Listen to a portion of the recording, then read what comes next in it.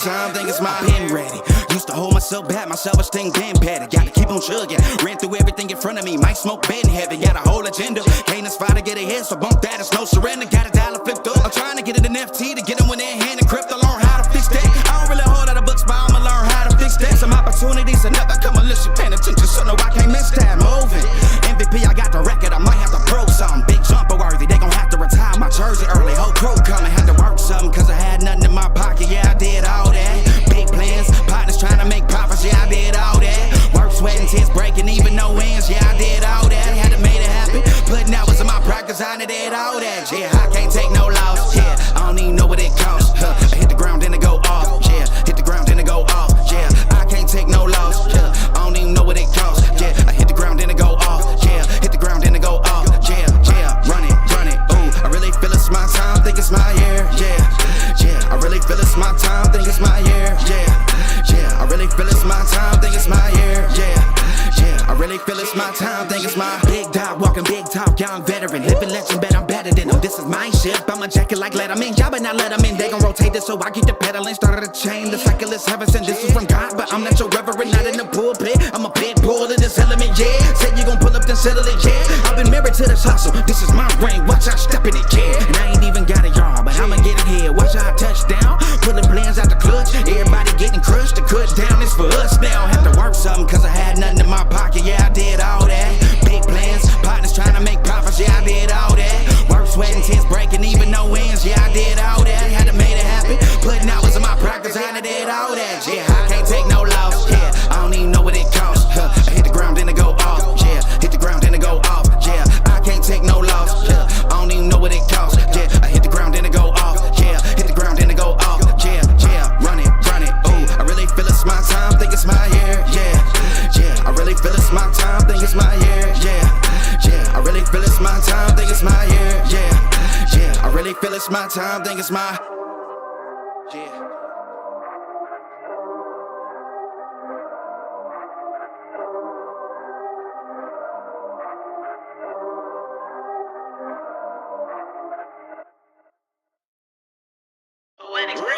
Run it, I can't take no loss, I don't even know what it costs, I hit the ground, then it go off, yeah, hit the ground, then it go off, yeah, I can't take no loss, I don't even know what it costs, yeah, I hit the ground, then it go off, yeah, hit the ground, then it go off, yeah, run it, ooh, I really feel it's my time, think it's my year, yeah, I really feel it's my time, think it's my year, yeah, I really feel it's my time, think it's my year, yeah, I really feel it's my time, think it's my pen ready. Used to hold myself back, my self-esteem been petty. Gotta keep on chugging, ran through everything in front of me. Might smoke bed heavy, got a whole agenda. Can't aspire to get ahead, so bump that, it's no surrender. Got a dollar flipped up, I'm trying to get it in FT to get them when they're hand and crypto. Learn how to fix that. I don't really hold out of books, but I'ma learn how to fix that. Some opportunities are never come unless you paying attention, so no, I can't miss that. Moving, MVP, I got the record, I might have to pro something. Big jumper worthy, they gon' have to retire my jersey early. Whole crew coming, had to work something, cause I had nothing in my pocket, yeah, I did all that. Big plans, partners trying to make profits, yeah, I did all that. Work, sweat, and tears breaking, even no wins, yeah, I did all that. Had to make it happen, putting hours in my practice, I did all that. Yeah, I can't take no loss, yeah, I don't even know what it costs. I hit the ground, then it go off, yeah, hit the ground, then it go off, yeah, I can't take no loss, yeah, I don't even know what it costs. Yeah, I hit the ground, then it go off, yeah, hit the ground, then it go off, yeah, run it, ooh, I really feel it's my time, think it's my year, yeah, I really. Welcome back to the Angry Man Podcast with Jason and Greg. He is Jason, the chosen one. I am Greg, a legend in my own mind. Jay, what's going on with you, fam? Chilling, man. Chilling. A little bit of boxing this past weekend, so something to enjoy last night. I ain't even get to see that fight last night. I watched I saw some of the highlights of it, but I didn't get to see the complete fight. But I'm doing amazing. Let's start off by making sure that we salute the people that support the channel. Rock Dog Interactive. If you need anything in regards to website design, logo design, if you need somebody to partner with you in your vision and your marketing, reach out to Rock Dog Interactive. They have the solution. Black Father Figures, that's the League of Legacies. I hope to hear from you soon, my brother. Nadaj Vodka, www.nadajvodka.com. The best tasting vodka on the planet. Black owned, ladies and gentlemen. Got that kiwi flavor to it, so you can drink it straight on the rocks or with a chaser. It is good to go. Nadad's Vodka, www.nadad's Vodka. Make sure you go check it out. All right, and then the final plug that I got to give is to AM Sports Cover 4. Jay, we are starting to grow over there already. We up to, I think, like 89 subscribers. I think the most popular video over there is one that we did about Deion Sanders. There are a lot of Deion sycophants that are upset with us right now, specifically myself, because I guess my positions and opinions are controversial, I guess. But anyway, go over there and check out AM Sports Cover 4. We trying to get to 1,000 subscribers, y'all, and we're gonna enter the first 1,000 people into a raffle, $200. So go over there and check it out. AM Sports Cover 4. Go subscribe to the channel. And if you're in the building right now, we got 35 people in the building, only 8 likes. Make sure that you smash the like button so other people can find this content. And Jay is on and popping now. Let's go. Yes, sir. Well, since a little controversy. Let's stay on that with your girl Clarissa Shields. Now she had a fight, I think Friday. I think it was Friday night or Saturday morning in the PFL. She had an MMA fight. She won by split decision. She survived the arm bar, and she talked about that. She was tagging the young lady she was fighting like what seemed like 25 to 35 straight shots. Then dropped the chick once. Yeah, I noticed that. With that being said, is it time that we put Clarissa Shields in with a man? Since she's been calling out Keith Thurman, still doubling down on that. Is it time for her just to get in there? Yeah. I think so, dog. I think it's about that time. and you know what, man? I saw some people, man, that I felt like maybe got a little upset with us. In the video that we did this particular week in regards to Clarissa Shields. I like Clarissa. Let me preface all of my comments by saying I really enjoy Clarissa Shields. I like her skills. I like what she is. She is the GOAT to me. She's going back and forth between MMA and boxing. So all the superlatives to her, right? I give her nothing but props, nothing but love, nothing but deference in regards to that. But I'm so tired of her calling out men. I've had enough of it. If you guys didn't know, I'm like a boxing Kevin Samuels as I'm talking right now. I believe in almost everything as Kevin Samuels has said, right? And I hear all these comments about we're equal, and or you're trying to put yourself in the same breath as a man. And I know that this is going to turn some people off, but my mother taught me never to put my hands on a woman. But my mother also taught my sisters that you never put yourself in the place of a man. You get what I'm saying? So we all need to understand our lane. And she's a terrific fighter. But even the weakest, softest, unproven, unskilled fighter would beat her. And she talked about specifically that she's bigger than Keith Thurman. I think I did the math on it. She's about 165, probably 20% fat. She'd be about 128 pounds of lean muscle mass. Keith Thurman at 147, we know he walk around or he'll be in the ring at more than 147, but at less than 10%, call it 10%, he'd be at about 130 in lean body mass, Jay. So you tell me who's really the bigger fighter. You're not the biggest fighter just because you're carrying around more body fat. And oh, by the way, that muscle, and Jay, I know you know about this because you used to be a personal trainer, but we're talking about fast twitch versus slow twitch. Who's made up of more fast twitch and who's made up of more slow twitch? Men. Okay. So that means we're more powerful, we're more explosive, we're stronger. And if you got a man and a woman that are even close, it don't even matter, man. She keeps talking. I'm just tired of hearing it, dog. I'm just tired of hearing it. So put her in there with some dude and take the gloves off. Don't be in a situation where this guy is helping you get better. And now you have a delusion now that you can actually beat men. No, I mean, take her, put her in the ring, let her see what she really has. And I'm not talking about put her in the ring with Keith Thurman. Put her in the ring with like 130 pounder. That's actually trying, right? That's actually trying. He's smoker. He's smoker. It is what it is. I don't know why she came out to Keith though. It's one thing if Keith was throwing shots at her and she just talking shit to defend herself. Keith ain't say nothing about her.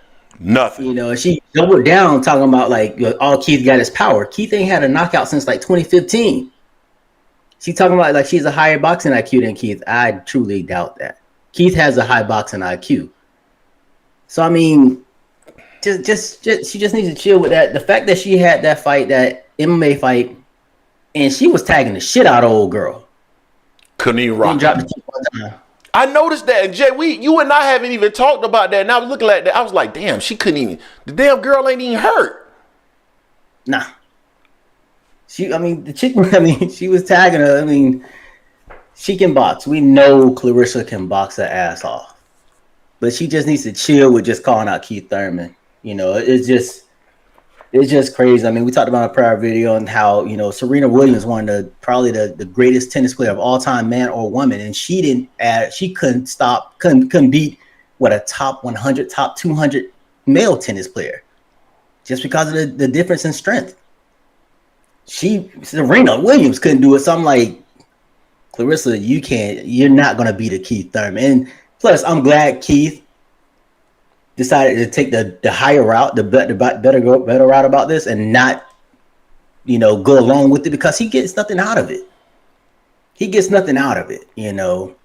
So she just needs to chill with that. Just especially if Keith didn't do nothing to her. You know what I'm saying? Keith puts her in the dirt. It's gonna be bad. It's gonna be bad. It's gonna be bad for who? It's gonna be bad for who? Why would it be bad for Keith? Bad for Keith. Why? The optics of it. The optics of it all. No matter what he does, he's going to be the bad guy. No, not to me. He's going to be the bad guy. No, not to me. I put it to. I know you give him a statue. You give him a statue. No, I'm just going to put it. No, I'm just putting it to you like this. Man, there's so many men that really appreciated Kevin Samuels because he came out and he spoke the real. And, out in I guess in the general public, a lot of people in the general public, a lot of people would say, oh no, what Kevin Samuel was saying is no, nah. But secretly, or amongst men, they're all, and a lot of women, to be honest with you, they're all clapping and saying, you're absolutely right. You're absolutely right. So I don't mind seeing Keith flatliner. Now, I don't think he should be the one that's in the ring with her, Jay. That's my opinion. I put a low-level person in there. But I don't mind seeing her get smoked. I don't mind. But it's crazy, though. She's talking about fighting Keith at 147. And we know AB said she can fight her at 147. AB is right there. Oh, but that's something different, because in her mind, she proving something by fighting the Keith Thurman. She making history until Keith Thurman knock her head. You remember when Martin was in the ring with Tommy Hearn? That's exactly what it'd be like. Yeah, he knock her clean out of the ring, bruh. It would be mad ugly, man. I just don't want to see it, just because it's not to me, in my opinion, it's not a good look. Yeah, she's talking a lot of shit, and I'm tired of it, but it wouldn't be a good look, and I'm glad Keith ain't even entertaining that shit at all, even for a charity. There's one thing, they just go to the little machine where you punch it, see who can hit the hardest, like Ryan and Devin did, but them actually in the ring together, that'd be bad look. Bad look, man. I agree. Before we move on, man, we got 437 people in the building, 23 likes. If you get the opportunity, please smash the like button or the dislike button if you don't like the content, but make sure that you're engaging with the content. It's AM Sports Media Angry Man Podcast. If you're new to the podcast, make sure you go and check out all of our other videos and become a subscriber. Not only that, check out AM Sports Cover 4. That is our new channel where we're covering nothing but college football. I know we got a lot of college football fans out of the almost 15,000 subscribers that we currently have. As you can see in the chat section, the link is up at the top. Make sure you smash the link and go smash the subscribe button and become a subscriber of AM Sports Cover 4. I'm sure you guys will like it. Jay, what's next? Yeah. So there also in a fight last night, it was a 168-pounder, Edgar Berlanga. He's from New York, living in Tampa now. They fought in Orlando. He fought an Irish dude. I forget the dude's name. And he stopped him in 6 rounds. He called out Canelo. Now, we know that Canelo has been chilling, saying that, he wasn't going to fight a Mexican and all this stuff going on. And supposedly they had an offer out, from Benavidez camp, and he turned it down or anything like that. Berlanga called out Canelo, and the crowd was kind of like, not yet. Not yet. So that leads me to say, what's next for Canelo? We know Benavidez has stepped up. He said he's going to 175 to fight for to become a Mando of the winner of Benavidez and Bivol, which I give him all the props in the world for that. David Benavidez is one of my favorite fighters because he's been going out there trying to get the smoke. They say you haven't fought anybody. Fight the people in your weight class. He's done that. Mm-hmm. He's the most deserving and has earned the shot, and he's the Mando for Canelo. Canelo says no. For whatever reason, and I actually picked Canelo to beat David in the fight. I just want to see that damn fight that bad. That should be the fight. For David going up to 175, I give him all the props in the world. Now, dude, he's gonna be fighting. I forgot. I'm having a senior morning, y'all. So y'all forgive me. But he's fighting a dude that had lost to Benavidez in the 10th round by KO. He had taken some time off, came back. He's on a 3-fight winning streak, and they're probably gonna fight probably early summer. I want to say. He supposedly Benavidez camp said they will still come back down to 168 to fight Canelo. So for me, that's some G shit for Benavidez to really show that he's really about that business, man. And I really want to see that fight. For Canelo, I'm not sure what's going to be up for Canelo. Appreciate y'all, Keys and Media. Javotic. I know I probably messed that name up or whatever, but what you think the next move for Canelo? Do you think Canelo is going to go with Benavidez in September? Because we know it's not going to be in May. Well, let's talk about May first. Let's talk about May for Canelo. Is he going to go up Munguia, Charlo, Edgar Berlanga? Who else is there? Oh, Bud, or retire? I think that's an interesting topic. Canelo Alvarez and what he's going to do next. As you mentioned, we already know that David Benavidez is moving up to 175, and more than likely that is because he's been told by Canelo Alvarez in his camp that he's not going to get an opportunity in May. He did mention that he'd be willing to move back down in September to fight Canelo Alvarez. We'll see if that ends up happening. I'm honestly of the mindset as it relates to Canelo Alvarez is that it's Maul until it's not. People are not going to like this. They're going to say there's going to be some people that don't like this. And that's perfectly fine because I can understand that. But at the end of the day, man, Canelo's a bitch. Yeah, that's what he is. Dude, this dude has absolutely no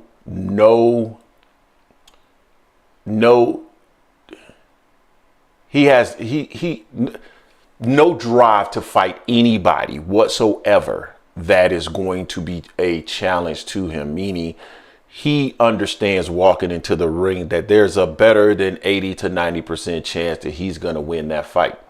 And that's the reason why I think it's Maul until it's not. Now, we know that in the past, he wasn't necessarily interested in fighting Maul, and his fans made up every excuse in the book to justify the reason why he didn't fight Jamal Charlo or Demetrius Andrade when they were at 160 pounds.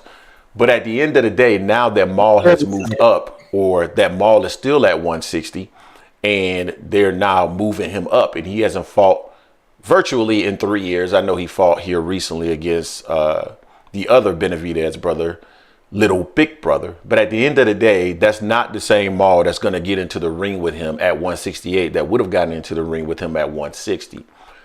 Jay, you and I talked about this a little bit the other day, but now I'm starting to wonder if the Terence Crawford fans actually have a point when they say that he knows that he can't beat Bud, because when you use the rationale and the logic that Canelo Alvarez is looking for complete soft touches in order to get his guaranteed 35, 40, 45, 50, whatever it is, then why wouldn't he get into the ring with Terence Crawford? It doesn't mean anything that he won't get any credit for fighting Terence Crawford. The same can be applied to Jamal Charlo. He won't get any credit for fighting Jamal Charlo either. So clearly, to me, there's a reason, maybe outside of why he doesn't want to fight Terence Crawford. And it's not just because he's not going to get any credit. So I've just gotten to a point with Canelo Alvarez where I'm tired of him. I'm ready for Canelo Alvarez to move on. I'm ready for Canelo Alvarez to give up the straps so that we can see other individuals fight for those titles. I'm ready to see a new face of boxing. I think Canelo Alvarez has held boxing hostage for quite some time. He had the zone in the chokehold. Yep. I'm starting to question whether or not he has the PBC in a chokehold, because it was reported, when was that? That was last week. I can't recall who it was reported by, Jay. You may remember. It might have been Michael Benson, but it was said that PBC wants him to fight not Berlanga, but now I'm having my senior moment. No, not Benavidez. Oscar's guy. Damn, I'm losing my. Oh, Munguia. Yeah, I was having brain fart. Munguia. That they are interested in him.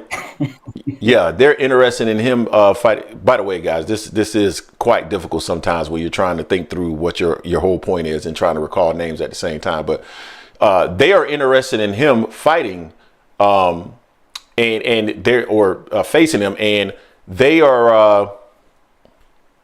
They're saying that Canelo really doesn't want that. He don't want that fight. He wants Jamal Charlo for a specific reason. So I like the Munguia fight at the end of the day, in the sense that it is a big fight. I don't think it's necessarily any more competitive than Jamal, but it's a big fight. But the PBC wants to make sure that they're making their return on their investment, and Canelo don't give a damn about return on investment. He's just trying to collect the paycheck, the highest paycheck he can possibly collect for the lowest amount of dollars. So I would have thought that PBC would have made sure that they had specific opponents in mind, or had tiered opponents, or had a final say or sign off on an opponent. Because if they just gave him a free checkbook, then I'm sorry, that brother's going to cash in on it, because he just doesn't want to fight anybody, man. Just like the Euro diet. I mean, people said I was a hater of Canelo all last year. The last year and a half, we've been doing this. And my thing, I've been putting Canelo feet to fire, because I'm like, he needs to be fighting his mandatories. The mandatories that actually have a live body and a possible chance. John Ryder, don't try me with that bullshit, because he was a bando. So was Jamal 3 years ago. So was David Benavidez. So was Andrade. They were all better than John Ryder. You can't tell me anything different. John Ryder, no. But he got that, now people are like, well, he can do what he wants. No one's ever done what Canelo has done. Canelo was selective with who he is fighting. You can't tell me Abby Yerim, Billy Joe Saunders, Chavez Jr. all deserve to fight over Charlo, over Andrade, over a David Benavidez currently right now. You can't tell me that. So if they got to fight, the next fight should have been David Benavidez. We know David's moving up because David's tired of waiting. People are like, well, he just wants a payday. Who doesn't want to pay this price fighting? But he's earned it also. He's earned it. He did what they said for him to do.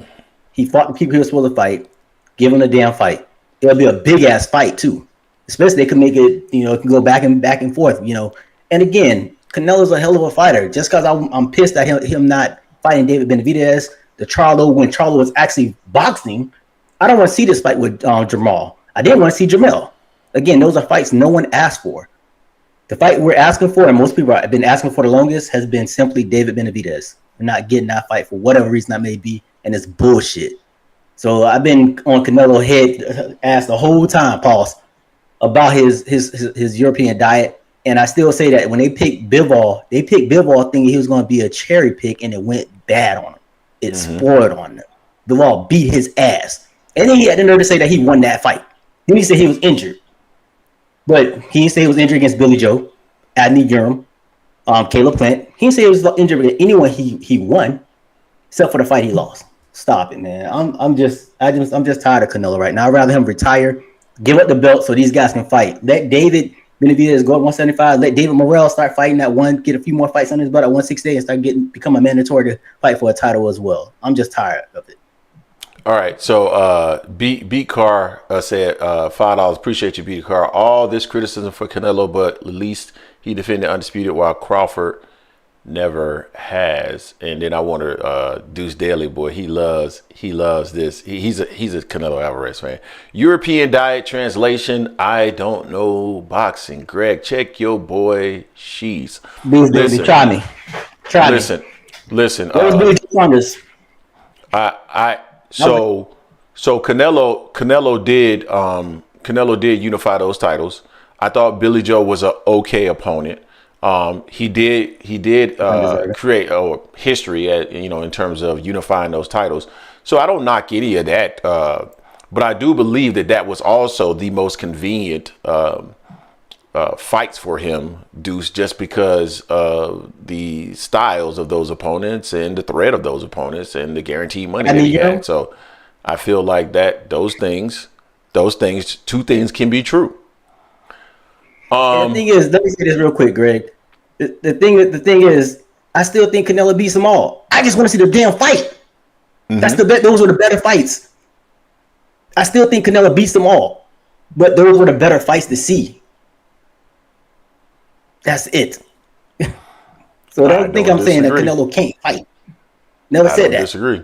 Deuce Daly said he calling in for you, Jay. He calling in for you.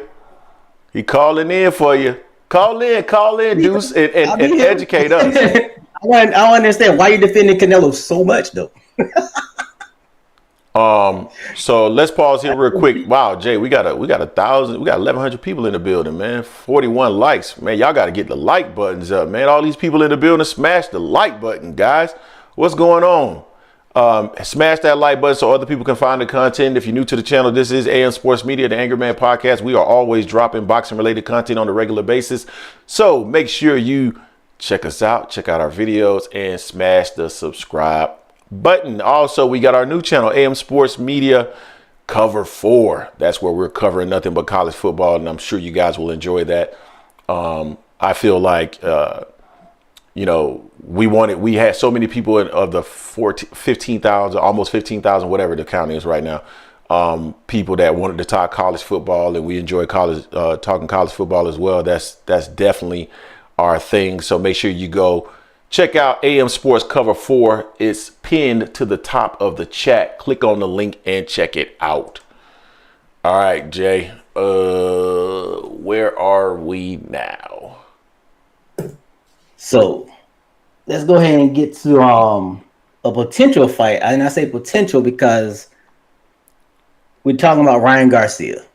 Mm-hmm. And him and Devin are supposed to be fighting. They had that little WWE little tussle after he made that announcement. Now they've been going back and forth talking about, Ryan's talking about it was supposed to be in Vegas. Now it's supposed to be in New York at the Barclays. So people are all hyped up in Vegas. Now people are like, oh, so now it's going to be in New York. And Ryan's saying that, no, this is a Vegas fight. So, it's questionable. Also, Ryan tweeted out that he's talking about fighting Sugar Shane O'Malley, dude from UFC. Who talking about doing that? Hold on, I missed that. I missed that. Yeah, he tweeted that the other day. So he didn't say he wasn't fighting Devin in April, but he tweeted about fighting Sugar Shane O'Malley. It's like, set it up. I'm saying, like, you shouldn't be talking about no one else but Devin right now. Devin can box his ass off. Do things. I hope Ryan's trolling, but we never know. This is Ryan Garcia, so we never know what we're gonna get. But the interesting thing for Devin with fighting Ryan is going to be a measure of how well he does against Ryan, because it's a common opponent that Tank had. And yeah, Jake, O'Malley wanted Tank at first, and then that fell by the wayside. So I don't know if it's just wash, rinse, repeat to try to just get people talking, get more people on there. On that, so we'll see about that. But as far as Ryan Garcia, this is a big risk for Devin as far as inside and outside the ring, as far as how he looks. If he looks bad against Ryan, it could fracture him as far as his popularity, as far as what he's done, because we saw what Tank did to Ryan. I know styles makes fight, but people are going to look at it. People are going to look at this as a barometer, because if he does well against Ryan, this can increase his resume and his cachet. So if he gets to try to fight Tank, he can try to demand more money. He won't be the A side ever, but he can try to demand more money and concessions, or less concession than he would against anyone else. What's your thoughts on that? Just his desire to. I'm sorry, I'm missing what exactly am I responding to? As far as Ryan, as far as is this a risk for Devin?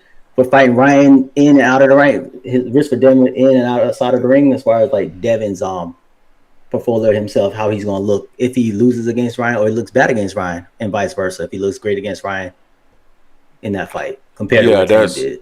That's what I thought you were talking about. So I think it's a big risk for Devin Haney. I think it's a calculated risk. I think it's a smart risk. Now, some people may think, or some people may say, you know what, the way that you're framing this, I don't think it's a risk. But you got to hear me out. When I think about Devin, and I think about the performance of Ryan Garcia versus Gervonta Davis, and now we know that Devin Haney is going to get into the ring with him and face that same opponent. Devin's going to be measured against what Gervonta Davis was able to accomplish relative to Ryan Garcia, right? So you're going to look at, and I don't think Devin needs to like knock him out or anything like that. I don't think he needs to do anything even close to that, but I think he needs to be somewhat dominant in that fight. Similar to what Tank was able to do, right? Tank struggled with him a little bit because of the range at the beginning. And I wouldn't even say really struggle with. He was just finding his range. And then ultimately started landing those shots and got him up out of there. So we would like to see Devin be fairly dominant against Ryan Garcia. And it doesn't need to be a knockout because we know he doesn't have that power, but people are going to measure it, right? And as long as he does that, then he's good. If he doesn't do that, I think he's going to deleverage himself in terms of his ability to negotiate with Gervonta Davis. Just my opinion. And then when you think about outside of the ring in the pay-per-views, a lot of people who are detractors of Gervonta Davis will tell you that, nah, I ain't sore no more, Jay. A lot of the people that are detractors of Gervonta Davis, they'll tell you that between Ryan Garcia and Gervonta Davis, the person who actually drove those pay-per-view buys were Ryan Garcia. And so we get the opportunity to see if that's true with Ryan facing Devin and Devin claiming that he did 130,000 buys. If Ryan was truly the driver of this particular pay-per-view, I'm talking about the one with him and Gervonta Davis, then my expectation is those guys are going to do big numbers.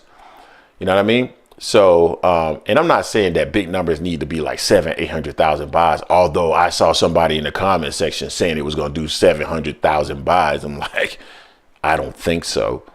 But if it does like, let's call it 354, you know what I'm saying, somewhere in that area, I would say that that's really, really good. And you're seeing the cachet of Ryan Garcia shine through in that particular case. If it comes back and those dudes do like $150, then he again deleveraged. So the worst case scenario, in my opinion, for Devin Haney is to not perform as well as Gervonta Davis did in either the ring or pay-per-view numbers.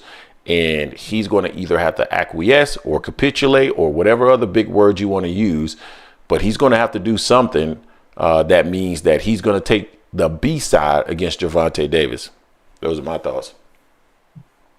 Yeah, it's like with Ryan, the kid is quick. He does have a hell of a left hook. I give him credit for having some type of heart and getting up after getting dropped the first time by Tank. And, against Luke Campbell, when he got dropped, he got up. I was like, oh, shit, he might not get up on that one. But he got up and fought through. I mean, it was Luke Campbell. We know Luke Campbell is not the hardest puncher necessarily, but he was a decent fighter. Yeah. At the time. So I give him credit for that. But when he stayed down after the body shot and people were questioning, what was going on, it was just kind of weird. He stayed down. He took a knee, stayed down, and then as soon as they waited off, he kind of like got up, without any issue. And that's not what we normally see when someone gets dropped from a body shot. Now we know he had a rib injury or something like that as well, but it's still though, you get hit with those type shots, you have a different type of reaction in most cases, on that. And it seems a lot of people say he quit, in that fight there. The fact that they do have history together though, they fought 6 times, it's 3-on-3, 3 apiece. So they have that in there, but I don't like the fact that Ryan's head is elsewhere in this. He's not, really fully focusing on Devin. Devin ain't no joke. Dev can fight. He may not be the hardest punching fighter out there. We know that, but if you get hit the right way or a shot that you don't see, anyone can put you on your ass. We saw how he had Regis in there doing the stanky dance, stanky leg. So I mean, and I didn't think he was going to be able to hurt Regis to that degree. I thought he would outbox Regis, but not hurt him like that. But a focused Devin is a hell of a fighter in that ring. I give Devin all the credit in the world. We know Kambosos wasn't the world beater, but Devin took the shitty end of that stick twice. And then he went over and then he came back and fought Loma. So he hasn't had an easy road necessarily. And then he fought Regis, who was, a tough fighter at 140. We knew he was tailor-made for Regis was tailor-made for him, but Regis had power that we wondered if he clipped Devin, what's going to happen. He never got a chance to clip Devin. Devin was on point that fight, all 12 rounds. It was a watch. Facts. All facts. All facts, my brother. Stay around at 135.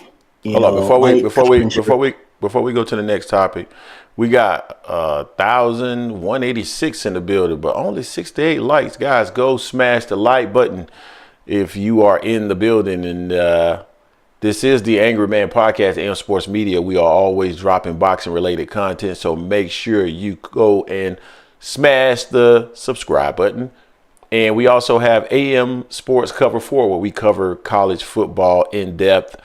Some of your favorite teams we are covering over there. The link to the channel is pinged up at the top of the chat, so make sure you go check it out. All right, Jay, go ahead. Yeah. So stay around 135, 140. Mike Coppinger, pointed out that pretty much is settled. Tank versus Frank. Late spring, early summer fight. Me and you said we really want to see either Tank to fight Frank, Shakur, or Devin. If this is true, and I'm saying if because Tank hasn't come out officially, but I've seen Coach Kenny talk about he's been watching tape on Devin the last couple of weeks. So that makes me think about it's definitely Devin closer than not. He been watching tape on Devin. Frank. Frank. Okay.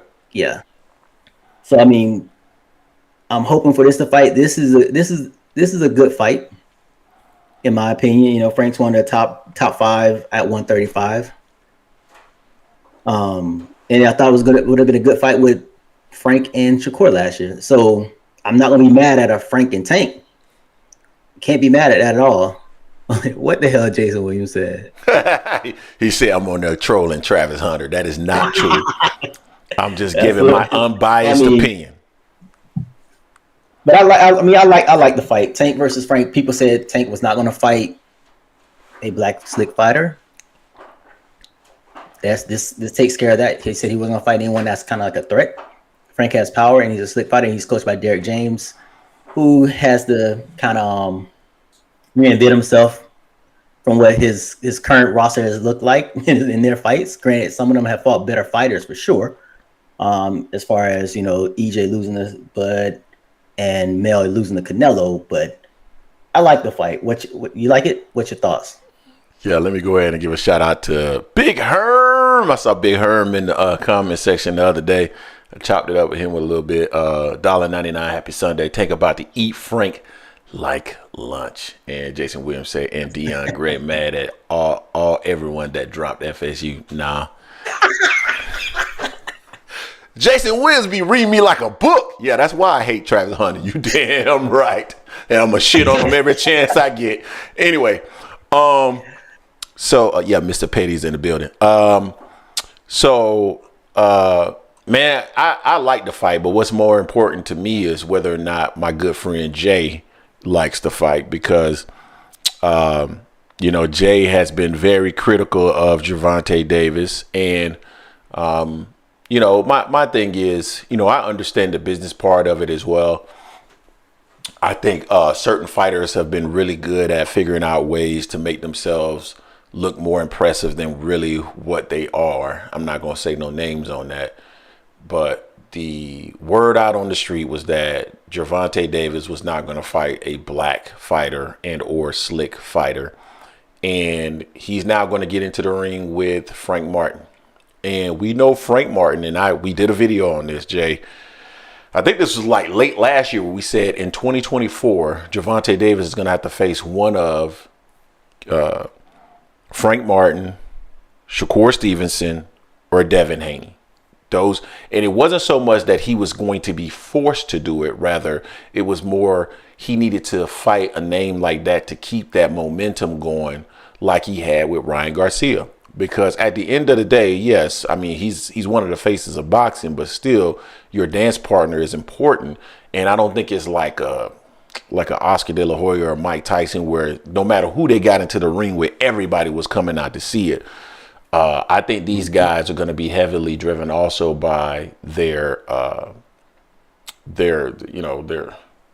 ability to, So anyway, I'm looking at what Jay has to say here. He said, Greg, I said it's the best in-house fight they could have made. Yeah, and I get that, but my thing is that's fine, but it's one of the better fights that they can make in general, Jay. That's one of the better fights they can make at 135, whether it's in-house or not. And that's really my point. Frank ain't dangerous. He's a contender. Come on, man. Now you said that you were cool with that fight prior to, and you didn't use in-house. Now you're adding the caveat of in-house. Listen, good fight. Who else is there for him to fight outside of Shakur Stevenson at 135 that's gonna do anything for anybody? Devin, I don't think Devin or Tank want to make that fight right now because I don't think the dollars are where they need to be. I don't think Shakur wants to make that fight either. No one. I don't hear Shakur just out there calling out Gervonta Davis' name like that. Like he's tired. Yeah, like he's just, and then Tank is like just avoiding him or something. Like he's not calling Tank name out like that either because he knows what's going to be on the other side of the ring and he wants to get paid appropriately to do that. So it is what it is, man. It's a good fight. I would say, and I'm going to use your words there, Jay. It's the best in-house fight they can make. Is it better than the in-house fights that we've seen Top Rank making here lately with T.O. and Shakur? Because certainly it's better than that. But we don't seem to complain. But when those fights are made, we don't seem to complain about those fights. And that's what I don't understand. I think all those fights are fine. De Los Santos was, actually, De Los Santos wasn't even an in-house fight. I mean, actually sent him over there. But we say Al won't send fighters over there to fight anybody else. Go figure. But the T.O. Jermaine Ortiz one, that was awful. Oh man, and T.O. lost, and he lost that fight. But it's Shakur. It's better than Haney versus Loma, man. Haney versus Loma. I was actually surprised Haney struggled so badly with Loma. I didn't think that was a good one. Yeah, Santos, you got a good point. I mean, we'll see. Shakur Valdez? Nah. Oh, nah. Shakur Valdez, that was a mismatch. Nah. Come on, man. Mismatch. And we knew it was a mismatch going into the fight. Shakur defended this fight here with Tank and Frank. He was like, these people are being hypocrites. They said Frank was a good fight for me, but now it's bad for Tank. He's like, it's a good fight either way. So I gave Shakur props on that. He said that I forget what podcast he was on when he was talking about that on there, but I give him all the credit in the world on that. But this fight here, you can't complain about everything if all the fights. You complain that Tank wasn't fighting slick fighters or fighters in the top 5 and African American fighters. He's doing all that right now. If this fight does come into is the true to happen, so he checks those boxes there. Yeah, we still want to see him against Shakur. We still want to see him against Devin. That's already understood, but you can't be mad at this. So how are you, Jay? How are you using Shakur and Valdez were both champions, but then you're saying Haney was a better fight. Haney versus Loma was a better fight, but Loma wasn't a champion. Like, I don't get it. Was it because he was a former champion? Like, I don't get it. But anyway, yeah. Let's keep it moving, man. What else do we got? We got anything else? Yeah, so we haven't discussed this yet, regarding, EJ.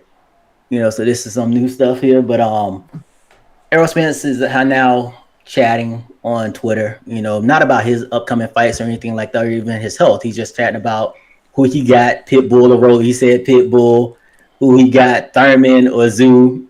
He pretty much said Thurman. They asked him, how much you betting on Thurman to win? He posted a picture of his pockets with lint, pretty much lint in it. So obviously he's taking Tim over Thurman. You know, we know he has no love lost with Thurman, but you know, we don't know what's going on with this rematch with him and Butt. So if this rematch with him and Butt doesn't materialize, where does EJ go from here? I think that he's not going back to 147. He'll be going to 154, and then Tim Zoo's already hammed up. You know, what's next for him? Man, I think the Crawford fight is dead in the water. I don't think that's going to happen, right? I mean, there's no reason for that fight to even happen. Just based off of like the results of the fight and the fact that EJ is hurt. I just don't see that fight happen. I think that's maybe the better way to say it.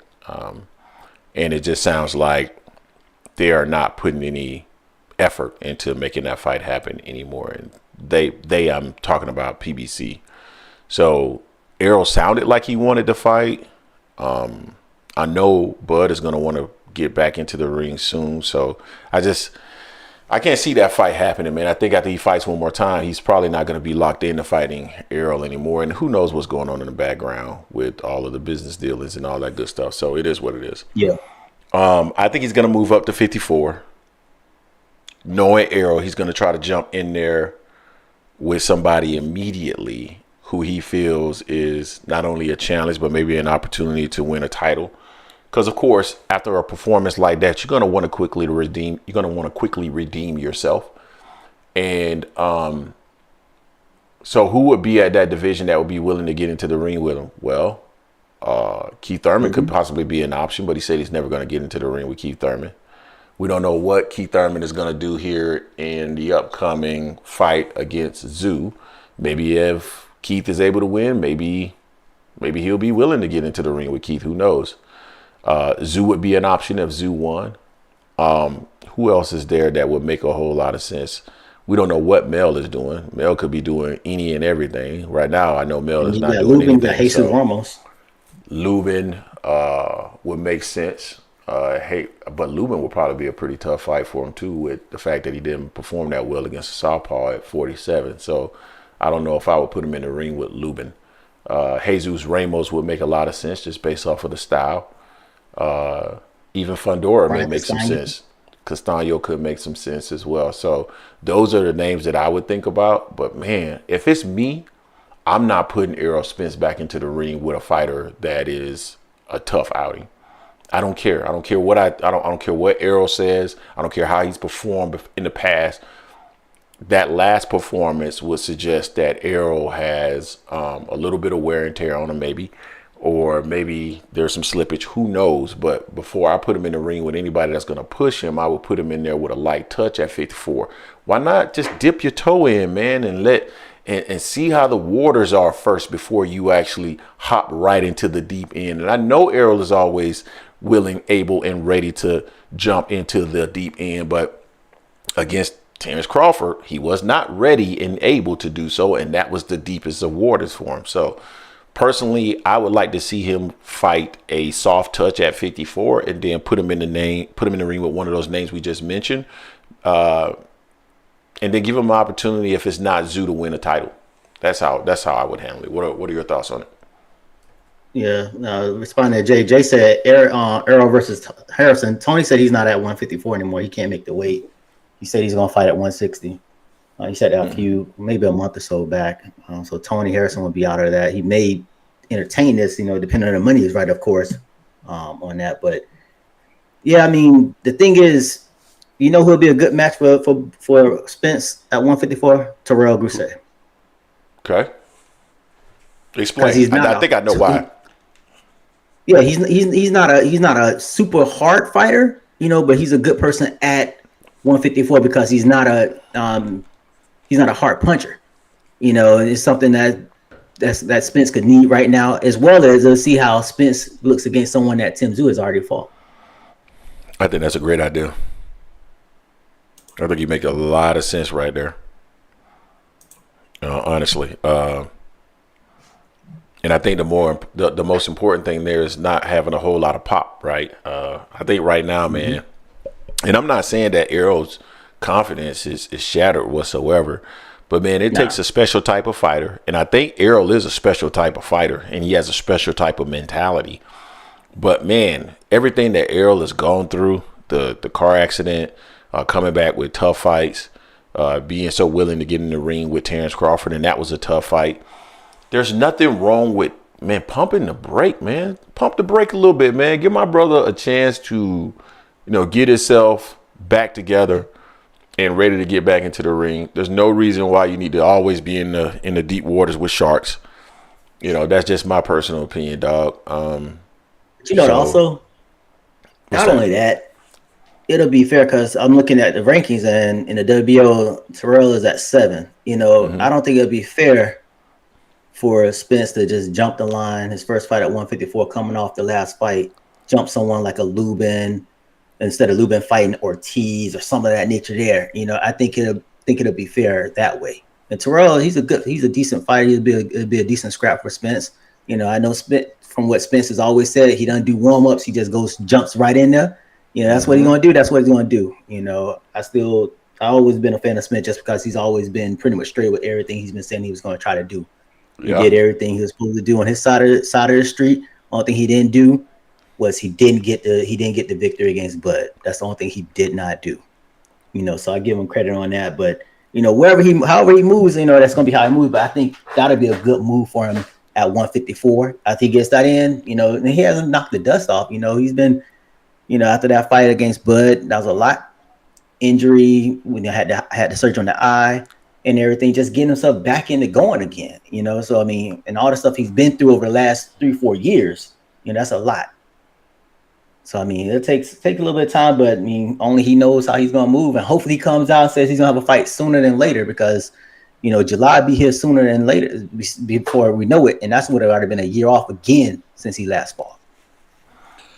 Yeah, dude, the layoffs. I think the layoffs really killed him in that fight with Terence Crawford. That was probably in and of itself the biggest issue he had. And with Tommy being off and stuff like that, man, he just really, I don't know what he's doing. Maybe he's already in camp. We did see some video of him, like maybe a few weeks ago, of him training. But at the end of the day, I just want to see. I want to see him get back in there and make sure that they set him up for success. So it is what it is. We'll see what ends up happening for sure.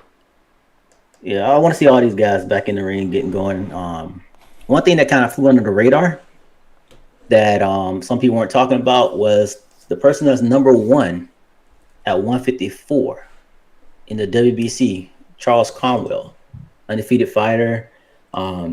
He's number 1. He's had some promotional issues. He just signed with Golden Boy. So hopefully he'll be getting back in there. He was kind of disappointed. I saw him on an interview. He was disappointed in the fact that Boychuk and Fundora are fighting for the WBC when they're number 2 and 3. And he's out of the, he doesn't even have a shot at the title right now. So he's ready to get back in there and get his feet back wet and start handling business, start trying to get for a title as well. So 154 is going to be interesting. We know, especially with Bud, not staying at 147, whether Bud goes 154, 160, even tries to go 168, wherever he goes, it's going to be interesting to see these other weights now. Yeah. All good. All right, man. I think maybe that was that our last topic for today? I think it was, wasn't it? Yeah. All right, let me open up the phone line so Deuce Daly can get on your ass. Pause. I just want to understand why he's defending that route he took.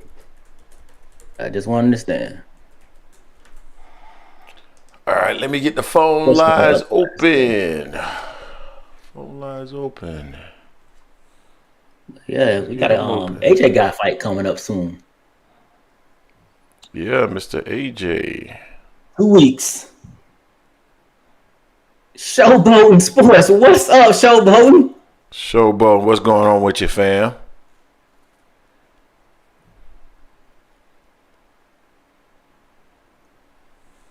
Hey, Jason, when we said Bud won, damn it. All the extra stuff you saying, you don't have to say that stuff, man. What happened? he want to add more more adjectives to the fight between Bud and Spence from July 29th. He got the win. Yeah. Phone lines are open, folks. He got the win, damn it. I got a legend in the building. He's typically the first caller, and of course, he is subscribed to AM Sports Cover 4 because he's an FSU fan. Greg, I'm coming in steaming because of Friday. You had Greg Hackett on the podcast, right? Yeah. Now, and then Greg Hackett's one of my favorite guys on it because of some of the stuff, the insights he gives. Yeah. But people keep doing this when it comes to Devin Haney and Tank. They keep comparing it to Floyd against Canelo, right? Mm-hmm. Am I right with that? Floyd fought Canelo at 152. The only thing Floyd gave up in that fight was weight. Floyd was a little bit taller than Canelo and had a longer reach, and he was the A side. So he gave him one thing. People want a 5'5" guy to fight a 5'9" guy with a 5-inch reach and then give him 20 pounds. It's a big difference. If the A side, you're not going to give him all of that. Mm-hmm. It's like you can't compare them two fights. It's like, think about this. When Devin Haney fought Regis Prograis, he was bigger than Canelo Alvarez when he fought Floyd that night. He's 5'9", Canelo's 5'8". He has a 71-inch reach. Canelo has a 70-inch reach. Man, I'm doing homework here, guys. You understand what I'm saying? It's like It's a big difference. I think if Tank, if he beats Frank Martin, he'll take the fight with Haney, but he's not going to give him all three things. He has to make it, and he's already, with the height, he can't change that. And with the length of the arms, he can't change that. He's not going to give him 15 to 20 pounds. There's no, if you ask Coach Calvin, I guarantee he'd say the same thing. Because they have no fear of that dude. And the people that hate on Tank all the time, this Frank Martin fight is bigger, like you said, it's bigger than Lomachenko. Because Lomachenko, at this time in his career, doesn't have pop like Frank Martin. And athleticism is almost on the same level. Devin Haney's never fought a guy with athleticism. A brother, I've never seen it, unless I was Ray Charles coming to the party. Yeah, that's a fair point. So people need to stop doing that. It's like when they make that comparison, that's not a real comparison. You can say whatever you want to say about them not fighting each other, and I understand that Bill's got to do what he's got to do to promote his son, but stop. That's a fraud move. That's equivalent, if you look up the weight and height of Devin Haney fighting Boo Boo and people saying Devin's done. And because it's almost the same weight and height difference. So, look, we got to be realistic when it comes to them two fighting. Because I'm sure there's no fear in it, but it's got to make sense. But on another topic, you were talking about the Canelo thing and the guy that was calling in and saying Canelo's not on an overseas diet. Come on now. It's like Canelo's not going to fight Benavidez or Medea at this time in his career because it will be like in the Mexican community, him handing the torch if he loses. Yeah, right? I agree. And he's not going to fight Crawford because you got to understand, when Canelo looks at Crawford, he looks at a guy who's a little bigger than Floyd, who's fast and got power. If he can avoid the shot because Canelo's slower, Crawford's going to win every round in that fight. It's like people, I know, Greg, and I know you're not a big Crawford guy, and I keep saying I picked Spence in that fight, but I see these things. It's the reason why Canelo never brings up David Morrell because of the athleticism, And it's like, to me, I want all these cats to fight, but some of these things that dudes, the moves they're making, it's just shiesty. When you really look at it, it's like Berlanga after the fight last night, they asked him about, Fight Hype asked him about Morello, and he blew him off right away, said he won't fight him. Yeah. When we're in their careers, they're kind of on the same wavelength. They should be fighting. But boxing is so now that people just keep maneuvering around for the money. But even the guys that are moving, like with the Haney and the Tank thing, it's not just a money thing. It's somebody who's a B-side fighter wanting all these things. And Jason, please stop bringing up, he went overseas and he fought. He did what he was supposed to do against. Guarantee you, Lomachenko is going to stop Kambosos. That was a trash win. It was the easiest one. Nick. I mean, come on. Stop bringing up his name. It's just bad, man. And people need to stop hating on the PBC because Top Rank puts on fights that I'll tell dudes at my job, hey, there's some fights on this weekend. And I say it's Top Rank, and right away they're like, nah, I'm good. Because they know who's going to win before the fight happens. So, man, people got to start keeping it real. I know we're all fans of our favorite fighters, but you got to be honest because fighting is called prize fighting. It's not just, I want to see this dude, I want to see this dude. Like, you can like things that your favorite fighter's doing at the one time and hate some of the things that he's doing at the same time. Facts. Keep it real. You know, and Jason and Greg, I'm a Florida State fan just like you, but stop hating on Travis Hunter because you went to Colorado. Listen, okay. First and foremost, no, I'm not hating. I'm not hating on him. I truly do believe that he is an average to below average corner and a special wide receiver. I believe that. I don't think he's anything special at corner, bro. Greg, if he just played corner, he'd be one of the best corners in the country. He's spreading the too thin. That's what it is. You see some of the plays he makes at corner. Nobody else in college football makes them kind of interceptions. Hold on. So let me. But if he got to focus on one, I agree.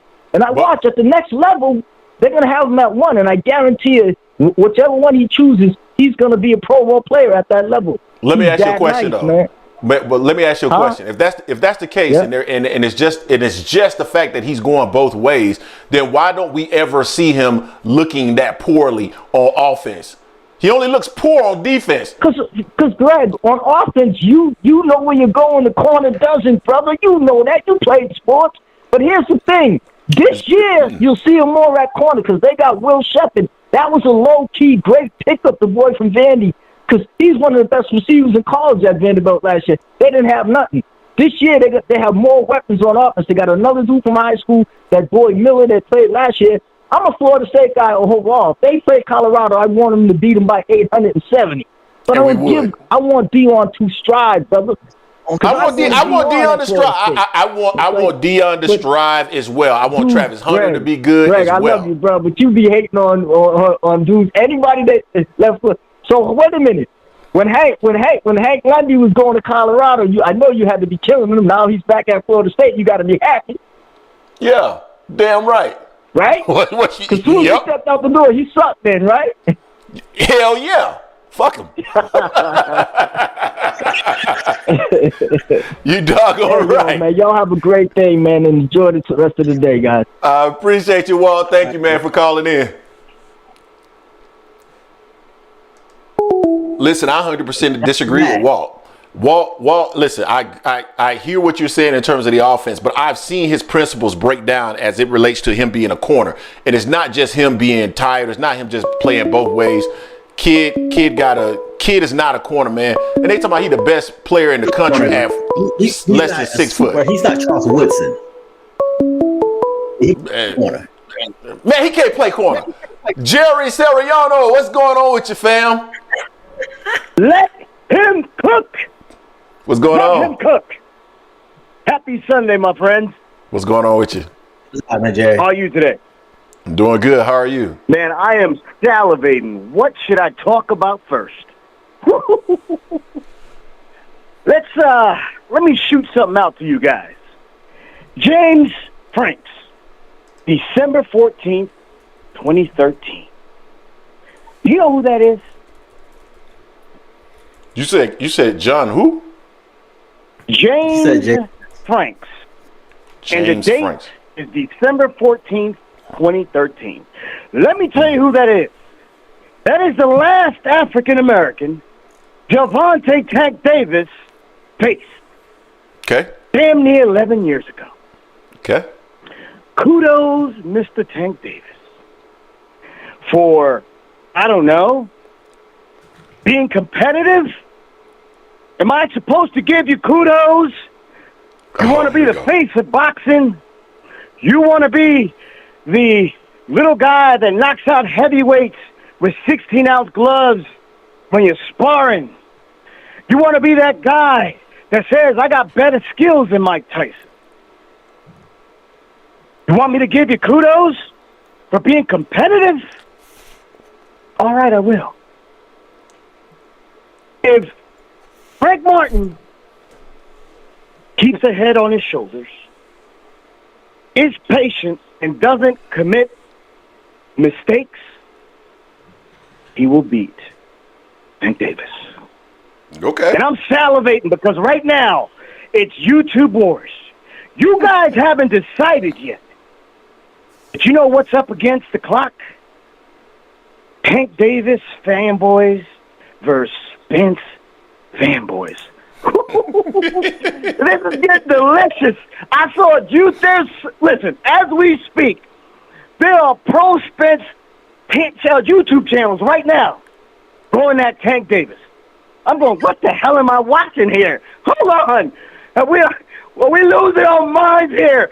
PBC has started a war within a war. These guys don't know how to act. I'm not sure what Jason's like. Yeah, well, I told you it's a good fight. Who are you rooting for? Who are you rooting for? That's what I want to know. Because it's a little curious that your boy Tank Davis, when Bill Haney was trying to reach out to him, he said, you don't even know who to call.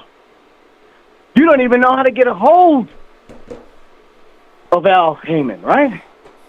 And then everyone else was saying, you're still saying it. There are calls today, people in the chat still saying that Tank Davis is too small and won't give up anything to fight Haney because he's the A-side. But guess what your boy Tank Davis was doing just a week ago? He was negotiating to fight Conor Benn at 147. With who? With Eddie Hearn. And then he involved Al Heyman at the last minute. I want you to clean that up, Jason. Clean that up for me. You gonna let me talk? Absolutely. Oh shit! What a day. So a couple things, Jerry. You get on Tank for wanting to fight Frank, but you No. want to fight Frank. No. I'm asking you to clear up how Tank was negotiating to fight Conor Benn at 147. He was negotiating directly with Eddie Hearn, but when the Haneys wanted to fight, he was too big. He'd have to come down, rehydration clause, and Bill Haney had to call Al Heyman. He couldn't talk to Tank Davis directly. But he did everything he wouldn't do with them to fight Conor Benn. There was never a class discussed it. And if you had listened to me before, I said I didn't like none of that conversations at all. So it's nothing for me to defend because I didn't co-sign that. Yeah, there was never any weight classes or rehydration clauses discussed with Haney and Gervonta Davis. So I'm not sure why you're saying that. Ben. Guys, You were talking about guys, Tank. if we're going to play blind mice, we can do that all day. We can do that all day. Not only was the trainers, the managers, the fan base, Yes. Gervonta Davis himself, why would I fight? Look at all the excuses he gave to Ryan Garcia. Why would I fight him at 140? Why wouldn't I put a rehydration clause? Are you guys stupid? Hold up, Jerry. He's already claimed he's the little guy. But hold up, Jerry. Why is he negotiating to fight Conor Benn at 147? But Jerry, we heard him talking specifically to Sean Porter, where he told Sean Porter that if I beat your ass at 147, why would I be scared of somebody with just a nose? So we already know that he didn't mention anything about rehydration. Like he said that on his Twitter. So like you kind of inflating stuff here, Jerry. Okay. So you know what? So everything he did and everything he said during the Ryan Garcia fight was a crock of shit. So now you guys know why people say that was an exhibition. It was an exhibition. Because not only could have Davis fought Ryan Garcia at 140 and not hit him with a rehydration clause, correct? But he did that only to get advantages. But hold on, let me ask you a question. That's the only way he will fight somebody that is an actual threat, is to get any advantage, not because he needs it, is because he wants it. But let me ask you a question, So though. now you understand why that Garcia was an exhibition match. No. But let me ask you a question, though, because you're saying that it was an exhibition, but if I remember correctly, and Jay, you correct me if I'm wrong, but Ryan Garcia had never actually fought at 140 yet. And if he wanted to have a rehydration in the contract, he could have just came down to 135 and been able to rehydrate all the way up to whatever he wanted to rehydrate up to. Isn't that right, Jason? Pretty much, because Ryan fought at 140 2 fights before. Ryan Garcia had already said he was moving up to 140. He was no longer ranked at 135. He was ranked at 140. Guys, listen. The bottom line is that Tank Davis ain't who you think he is. Did Ryan signed a contract or no? And I was reading back. Not only did he break up with Mayweather because he thought Mayweather was trying to get him beat because he wanted him to fight Lomachenko, but he also was pissed off that he had him fight at the time the best fighter he had faced, which was Pedraza. He said Mayweather made him fight him. So here we are. The reason Tank Davis is no longer with Mayweather is because Tank loves the money. But the part of the green print that he does not like is that now you have to make the big fights like Mayweather did. Now that you are known, make the big fights. Tank Davis doesn't like that. And we agree. No, we don't agree. No. But go ahead. Okay. Prove me wrong. Prove me wrong. We just did. Because I told you, 2024, someone is going to rise and someone is going to fall. Mm-hmm. And he's facing the guy that absolutely ducks Shakur. We won't go on that because I think Frank Martin's a good fighter. He's got the skills. He just needs to step up to the moment. Don't shrink under those bright lights. Don't shrink under those bright lights. Because we're talking about Tank Davis, who is getting bopped around by a man that was 5'2", named Pitbull Cruz. We're talking about Tank Davis that was losing to Mario Barrios. We're talking about Tank Davis that was losing to Santa Cruz before he knocked him out. We can go on and on and on. In the fight. If Tank Davis can't knock you out, he gets frustrated.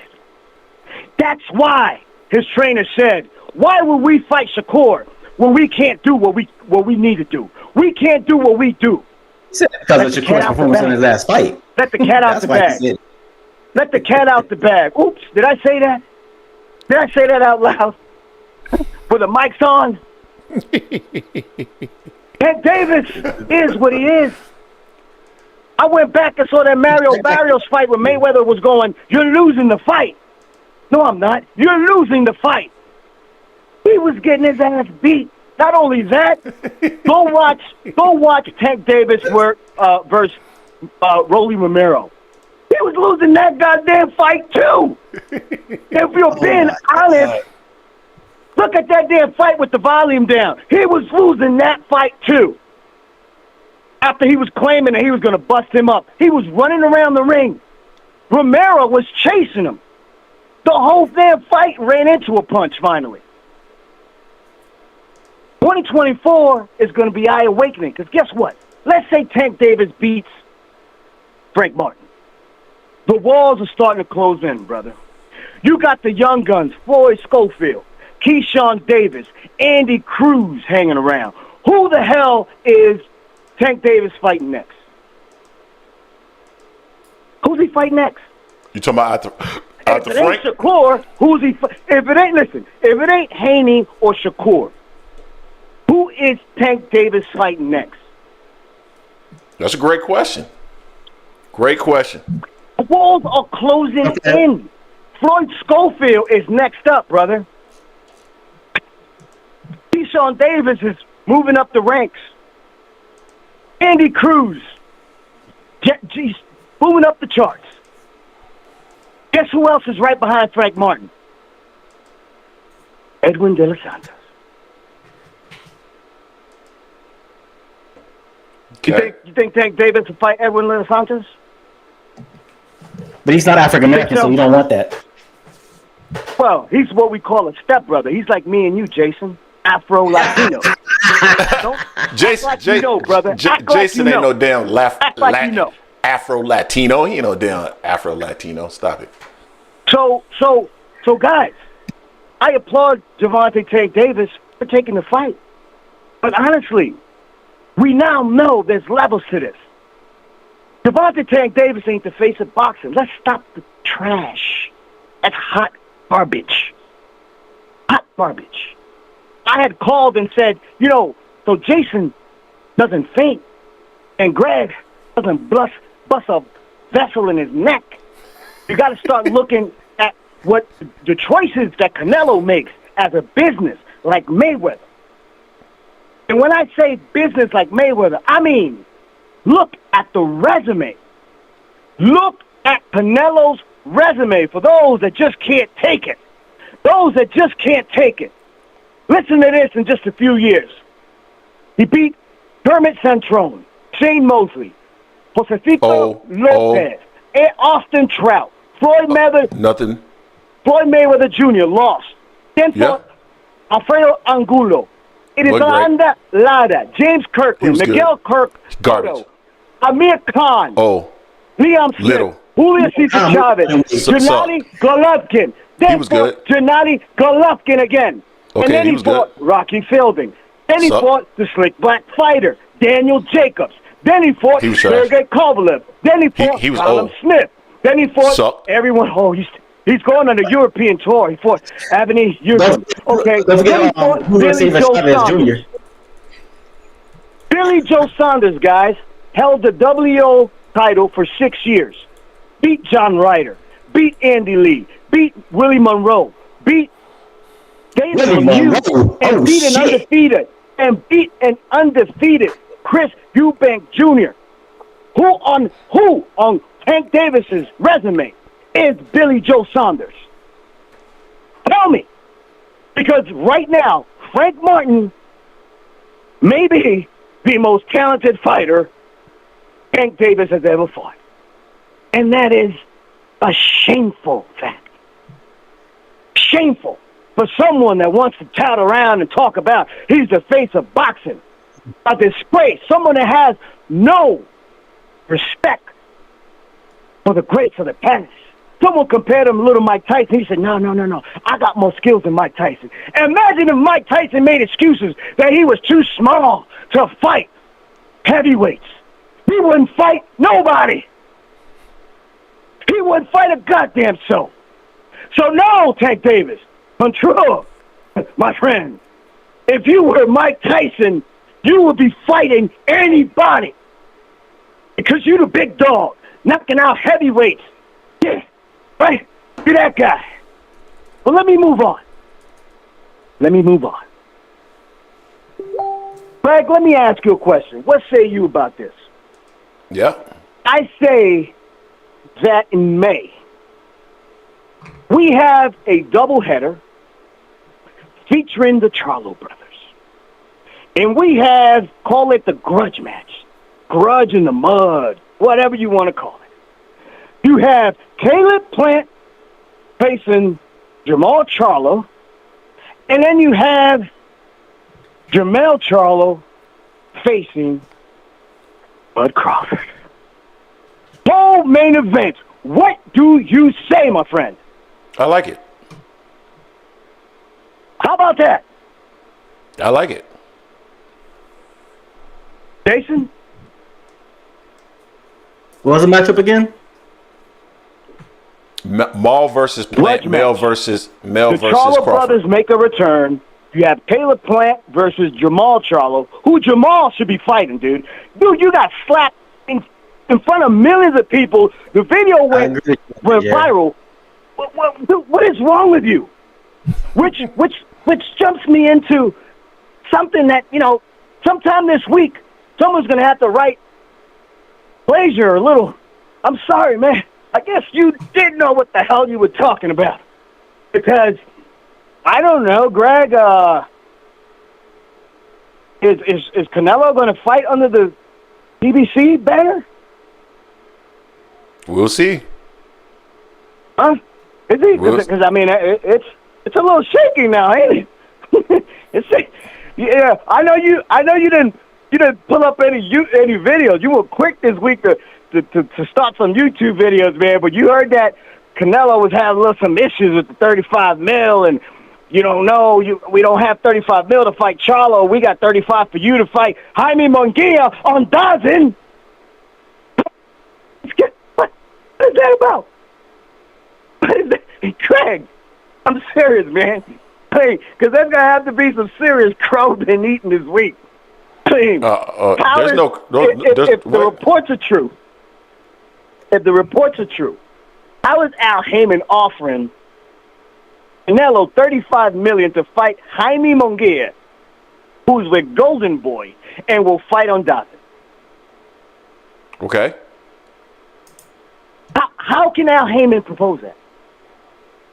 Well, I don't know the structure of their deal, Jerry, to be able to speak in specifics, but I would imagine that there's an opportunity to pay him $35 million and recoup some of your investment versus because he doesn't want to fight the people that'll actually generate the $35 million. That's the problem. So we understand that. Well, let me ask you a question. Nothing has been publicly said, although I don't think Canelo wants to fight Benavidez. But David Benavidez is under PBC, isn't he? Yeah, he is. Right? Okay. So why wouldn't he make a fight, propose a fight to Canelo, have Canelo publicly turn it down? Why would he do that? Why would who would do that? I'm sorry. Why wouldn't Heyman offer $35 million to fight David Benavidez? I'm pretty sure they already have, Jerry. He doesn't want to fight him. You think so? Okay, I think the only thing that's publicly being put out there is that $35 million to go fight Jaime Munguia, who's on the Golden Boy, and you can do it on Dazn. Okay. If the rumors are true, we're going to find out this week. What's true. Because everything we're talking about can't be true, right? But it does seem like there's a little... Mostly you. There may be a little problem there, right? Yeah, the problem is he wants to get paid without actually fighting a threat. That's the problem. No, the problem is that he wants Al Heyman to stick to his contract, right? No, that's not the problem. Wants to pull out of the Charlo because Charlo can't get his shit together. Yeah, no, you're mixing and matching stuff. Hold on. And I'm not going to shit on people when they're having mental issues, personal problems. Oh my God, how is Jamal Charlo still out making drunk videos? And guys, what is that about? He's on vacation. If Jamal Charlo came off of that fight where he beat Benavidez, and Jamal Charlo was in the gym getting his life together, was straight, and you saw nothing but videos of him training with Roy Jones, getting his shit together, and was straight and was clean, you don't think people may want to see that Canelo fight? Because after all, the dude is undefeated. I mean, we talk about Charlo all of a sudden like he's a goddamn bum. Only problem with him is he can't get his life together outside the ring. So how can PBC not have assigned someone to give this young man some help? So Canelo is going, ain't my fault. Ain't my fault Charlo couldn't get it together. I signed to fight Charlo. I signed a 3-fight deal, and the names were already put in ink. That's who I want to fight. What's wrong with that? I hear you, Jay. We got to move on to the next, though, man. All right, my friend. We'll see you soon. Enjoy the rest of your Sunday. Let him cook. With no gas. Hey, real quick, just want to give a shout out for John Mack, $5 donation. He's saying that for us to really try and get the fights what we want to see, he says to boycott some of the pay-per-views if we're not getting the fights that we want to see, especially if they're not, up to snuff. No, I agree with that wholeheartedly, man. We got to do that. It hurts. It pains me to say that, but it does. One of the things I do want to address what Jared was saying is he's mixing and matching. He's taking information and he's parsing out the pieces of it that he doesn't want to paint a specific narrative. The rumors and the report was that the PBC was at odds with him in regards to paying him the $35 million because he doesn't want to actually face the opponents that they want him to face. Right, he wants to face Jamal Charlo. PBC doesn't want that because it's not going to generate $35 million. So they're looking at Munguia because already he's taken David Benavidez off the table. So come on, man, let's not let's keep it a buck. Let's not talk about parts of it and then not speak on the other part of it. Because that's truly the rumor that PBC doesn't want to pay $35 million if he's not going to fight $35 million generating opponents. That's the issue. No one want that for any fighter. This just ain't against Canelo. This is against any fighter. Honestly, if they keep fighting people that you don't feel that is worthwhile, I mean, I can't go along with that. I can't go along with that at all. Jason Williams, you the biggest goddamn hater I ever seen in my life. You the number one hater on earth. 203, you in the building with the Angry Man Podcast. What's going on with your tunnel? Hey, what's going on? How y'all doing? Doing good, man. What's going on with your fam? Nah, nothing, man. I mean, I don't know what's up with that dude, but, he got everything, like, completely all mixed up. You know what I'm saying? At first, when it comes to Rick Glazier, I don't know what he's talking about that people got to eat their words or eat crow or whatever, because Rick Glazier proved himself to be 100% completely wrong.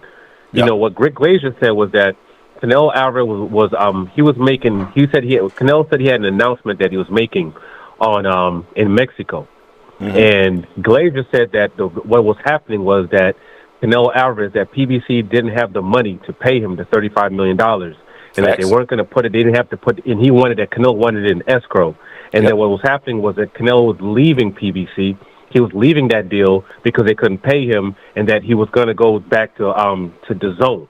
Facts. That's what he said the rumor was. To face Munguia or whatever it was. That's what he said the rumor was. Then Canelo comes on air and he says, "I'm not fighting a Mexican next. I'm fighting on May 4th or whatever it is." And he said that what's it called? And he just said, that he just renewed his deal with Azteca or whatever it was. So it completely blew everything that Rick Glazier said. It blew out the fact that he said supposedly he was leaving PBC. That was out the window. And the fact that he was facing Munguia because he said he's not facing a Mexican. He said he's facing an American next. So then it went from that to, Canelo gave him a 2-week extension. Yeah, that's what it is. And if they can get the money in 2 weeks, then, then he'll stay with them. And then it went from that to all of a sudden, PBC has money and Al Heyman has money, and they just don't want to pay for him to fight, to fight Charlo, and that, they want to pay for him to fight Munguia. They're basically going back to the same things.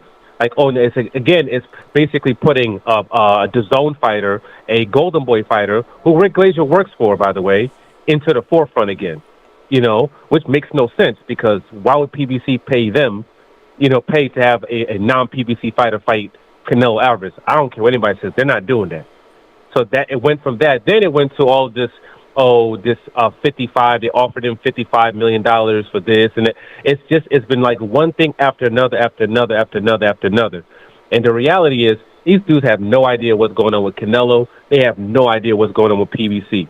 They've proved in the last couple of weeks that they don't know what the hell's going on with PBC. Everybody's been putting out rumors. Tank was supposed to be fighting, what's his name? Tank was supposed to be fighting Isaac Cruz. There was supposed to be reports negotiating. Then all of a sudden, Isaac Cruz is fighting Crowley. So then they changed it to he was fighting that the other Mexican kid. I forget what his name is. And then all of a sudden, it looks like it's going to be Frank. So these dudes don't know what they're talking about. Supposedly, was another one report that Crawford was supposedly negotiating with Zoo in deep negotiations to fight Zoo. That was what they were saying. All of a sudden, boom, Zoo's fighting Keith Thurman. No, Zoo confirmed that though. Zoo confirmed that he was negotiating with Crawford. He said he talked to Crawford. If you're in deep negotiations I wouldn't say it's deep. If you're in deep negotiations to do a fight, why would all of a sudden Zoo be fighting Keith Thurman? No, I agree with that. I agree with that. I don't think it was deep negotiations, but they did confirm that they were talking. That don't make no sense. I mean, maybe Crawford called them, tried to talk to him, but they weren't. That's not negotiating a fight. Zoo just signed a 3-fight deal. According to Zoo, he has a 3-fight deal to fight in the United States in his next 3 fights with PBC. So, like, nothing's gone down without, Al Heyman and them actually talking about that stuff and getting it done. And none of those fights are going to be Crawford. I'm telling you, if Crawford does not fight Errol Spence, I'm telling you, he's going to be back on BLK Prime. He's not getting fights on PBC. I don't know if people understand, like, the issues that they had with that fight, the bitterness that they have towards that, the amount of things they had given up that they didn't want to give up just so Errol Spence could get the fight that he wanted. They're not doing none of that stuff again. So, you know what I mean? But from what I've learned in the last couple of weeks, you can't go by none of these reports, like, at all. Most of them, you can't go by it at all. So, but as far as with the whole Rick Glazier thing, though, that aspect of it, it's been basically wrong the whole time. So, so I wouldn't go by that at all. According to him, also, according to him, also with the Prime deal, supposedly the Prime deal at first they said it wasn't going to happen. Then, because the PBC was just going to be dead. They had no deals and they had no money. They were broke. Then we went from that to, okay, the Prime deal is just a distribution deal where they just show it. They're not putting any money up. They're not doing anything. But then we hear there's going to be multiple shows. Not only are there going to be 12 to 14 shows, pay-per-views, and regular events, but they're also having shoulder programming. So if you're doing shoulder programming and they're doing all additional other things to promote the fights, if you're doing that, that means, you're putting money into it. And it's a multi-year deal. So you can't, Rick Glazier, you can't go by anything he says, because as it pertains to the PBC, he's been pretty much completely wrong when it's come to all of this stuff. So I don't know, Mr. Let Him Cook, whatever, but he's completely wrong when it comes to that. I don't disagree. Yeah, and just the last thing with I just find it kind of interesting, the same people that were talking about how trash the Tank versus first it was how trash the Tank versus Ryan fight was, and now all of a sudden the fight between Ryan and Devin Haney is such a great fight now.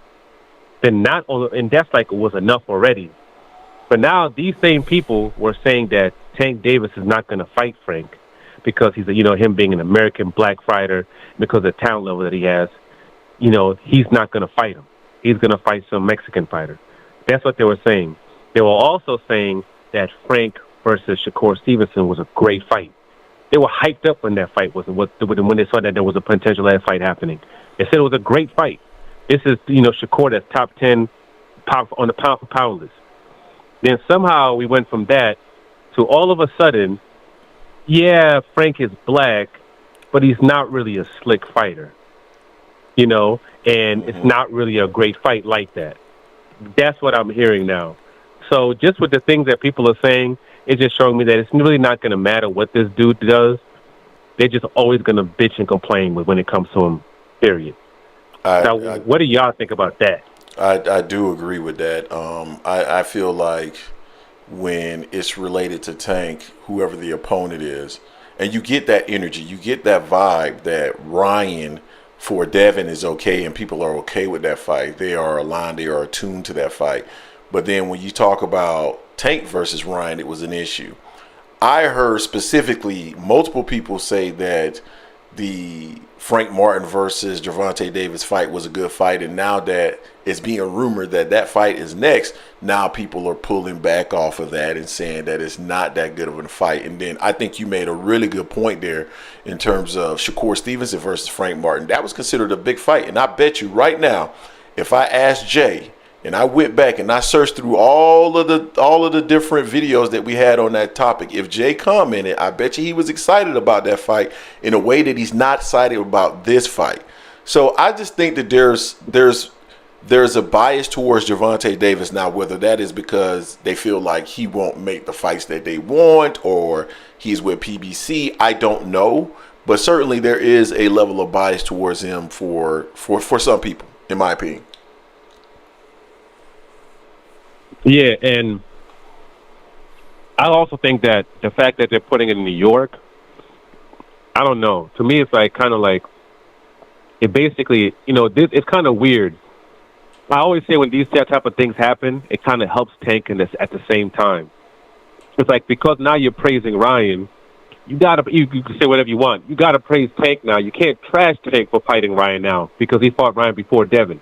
So if you try to trash him, you look stupid. You look moronic when you do it. That's number one. And then also at the same time, when everybody was talking about how, Ryan is the reason why the fight was so big or whatever it is. Well, you're fighting in New York. You're not getting no $10 million, $15, $20 million gate. And I don't know what, what you guys have seen as far as the, I don't know, what's the word? The interest in that fight. Like, what have you guys seen so far? You guys see like the traction from YouTube, from videos and things of that nature. What kind of traction do you guys think that this fight, has from what you guys have seen so far compared to, like, let's say Tank fights or other fights? Like, so you're talking about Ryan versus Devin, right? Yeah, like analytics wise, like what is it showing? Yeah. Like, let's say compared to when Tank fought him, Ryan, or just anything, not even that fight, like even like a Tank and what the vibe is like, kind of like right now with him and Frank, and it's only been a couple of days, like 1-2 days. Like analytic wise, what is it showing to you when the interest in that particular fight, Ryan versus Devin Haney? I'm glad you brought this up because we've mentioned this on several occasions that we have access to analytics through YouTube that other people don't see unless you're on YouTube. And there's some other analytical tools we use as well. I can tell you that this does not have the same traction as Ryan versus Gervonta Davis. Now, I wasn't going to say that. I was not going to come out and say anything in regards to that. I was going to leave that alone. But it does not have that same level of traction. I'm telling you, Tank's name has traction on YouTube, and you can see it from a trend perspective versus other opponents. And Jay, you probably remember this, where we used a tool and we baselined a couple of names against Gervonta Davis's name, and they were big fighters, and their trend was well below Gervonta Davis's trend. So I don't think that this fight is not going to do 1.2 million buys for sure. No. And I think personally it's going to prove that it wasn't Ryan Garcia that was selling that fight. Now, he was a great dance partner, right? And that did help sell the fight. I don't want to take anything away from him, but he wasn't the major driver of the pay-per-view numbers. Yeah, because my thing is, because with it being in New York, it's clear, it's nowhere near that level. My only thing is that what happens, if he fights against Ryan and they can't do, like, dollar-wise, they can't do Tank versus Rolly numbers, and pay-per-view wise, they can't do Tank versus Rolly numbers. What does that say then, if that happens? What does it say about Devin and Ryan? Both. What it says about, especially with Devin, you got this dance partner that we've seen just do over $1 million, and you're over here claiming to be the face of boxing. And then Ryan's over here claiming, that people claiming that he's the reason why that pay-per-view did so great with Tank. So, I mean, what would it say about all that? And what would it say about Tank if, these two fighters come together? The one who supposedly did 130,000 pay-per-views, then, and the other guy who's supposedly the reason why Tank did 1.2 million. If you put those together, and they can't even do Tank versus Rolly numbers. Like, what does that truly say about Tank, and what does that say about Devin and Ryan, both of them together? Yeah, so and that's what I was, the video, that was the kind of the theory around the video that we did in regards to the risk associated with this fight for Devin Haney, because at the end of the day, he has to both perform in and out of the ring. This fight, if it does well, he creates leverage against Tank. And I think most people, including this channel, will be like, hey, like, he did well on pay-per-view. There's no reason why this fight shouldn't be made, and now you gotta do the appropriate split. But conversely, if it doesn't do well, which there's a chance that it might not, then that'll say a lot about Devin. Now, I don't think Devin sells like that. I think they had a good event in San Francisco. I don't think it's sold on pay-per-view. Regardless of what BFTB Boxing says, I don't think it's sold. So I think it's gonna say that Tank is where he is, and Devin is where he is, and I think part of why Frank was chosen is because Frank is a viable name, and I think with Tank, I think there's going to be an opportunity. Wow, Frank and Tank. I think there's going to be opportunity for that pay-per-view to do very well. Not 1.2 million buys, but certainly maybe in the 5-ish range, right? Whereas with Devin, I don't think it's. I mean, maybe it could. Who knows? But I think it's going to end up solidifying Tank as who he is, and it could end up damaging Devin. We'll see. Yeah, I guess we'll see though. But y'all be good. Y'all be safe. Ooh. And one last thing, and I'll be off of here. Yep. I mean, why didn't Eddie Hearn pick up this fight? That's Eddie Hearn's working with Devin Haney. It's like, why did he pick up the fight? Why is it that Golden Boy is the one that actually picked up this fight? I thought Devin was the A side. A theory could be thrown out there that the money associated with the fight didn't make sense. The finances of the fight didn't make sense based off of what Matchroom was projecting it would make, and so they didn't bid on. They bid what they thought they could make money on, and that wasn't enough. So that's how I view it. Yeah, but I guess we'll see what it says though. Y'all be safe though. Y'all have a good night. All right, man. All right, appreciate you, fam. All right, peace. All right, let me just pause the call for a second. I want to give a shout out to my guy Jay 999. I've been poking at Jay today, but Jay, man, you know I poke at you because you my guy, man. Greg, I said a number of times I'm traveling along to the Tank fight. Obviously, I think it's a good fight. I just said I would rather Tank versus Shakur or Loma at 135, or Haney, T.O., and Mario at 140. So I understand that. The Loma thing I don't understand. Shakur, absolutely. I love the Haney fight. I love the T.O. fight. And Mario's. Who is Mario? There we go. I'm not sure. Mario's? No, that's at 40. He said 40. I'm not sure who Mario is at 40. Oh. But yeah, no, I understand that. But my thing is, I think all these fights can be made. I think eventually they will be made. Specifically with Devin. Well, Devin is the one that I'm actually the most worried that it won't get made. And the Ryan Garcia fight can end up being something that's either truly beneficial, not only to 135, 140, because if he does well, I think it's going to put pressure on Tank to fight him, because there won't be any reason not to make the fight, right? If Devin is selling with Ryan and Tank sold with Ryan, then hell, they should sell together like a mofo. So you need to make the fight. So, Matias, gotcha. But now I want you to have that same energy though for Devin, because technically Devin and Matias are on the same side of the street now. So after this fight with Ryan, there's really no reason why he shouldn't face Matias as well. So we got to keep that same energy. But Jay, I think you will keep that same energy. You typically do keep that same energy. Tunnel Vision, $5. Forgot to say, I got Shields going 12 rounds versus Haney. Give the queen her shot to make her point. Stop it, Tunnel. You ain't right for that, dude.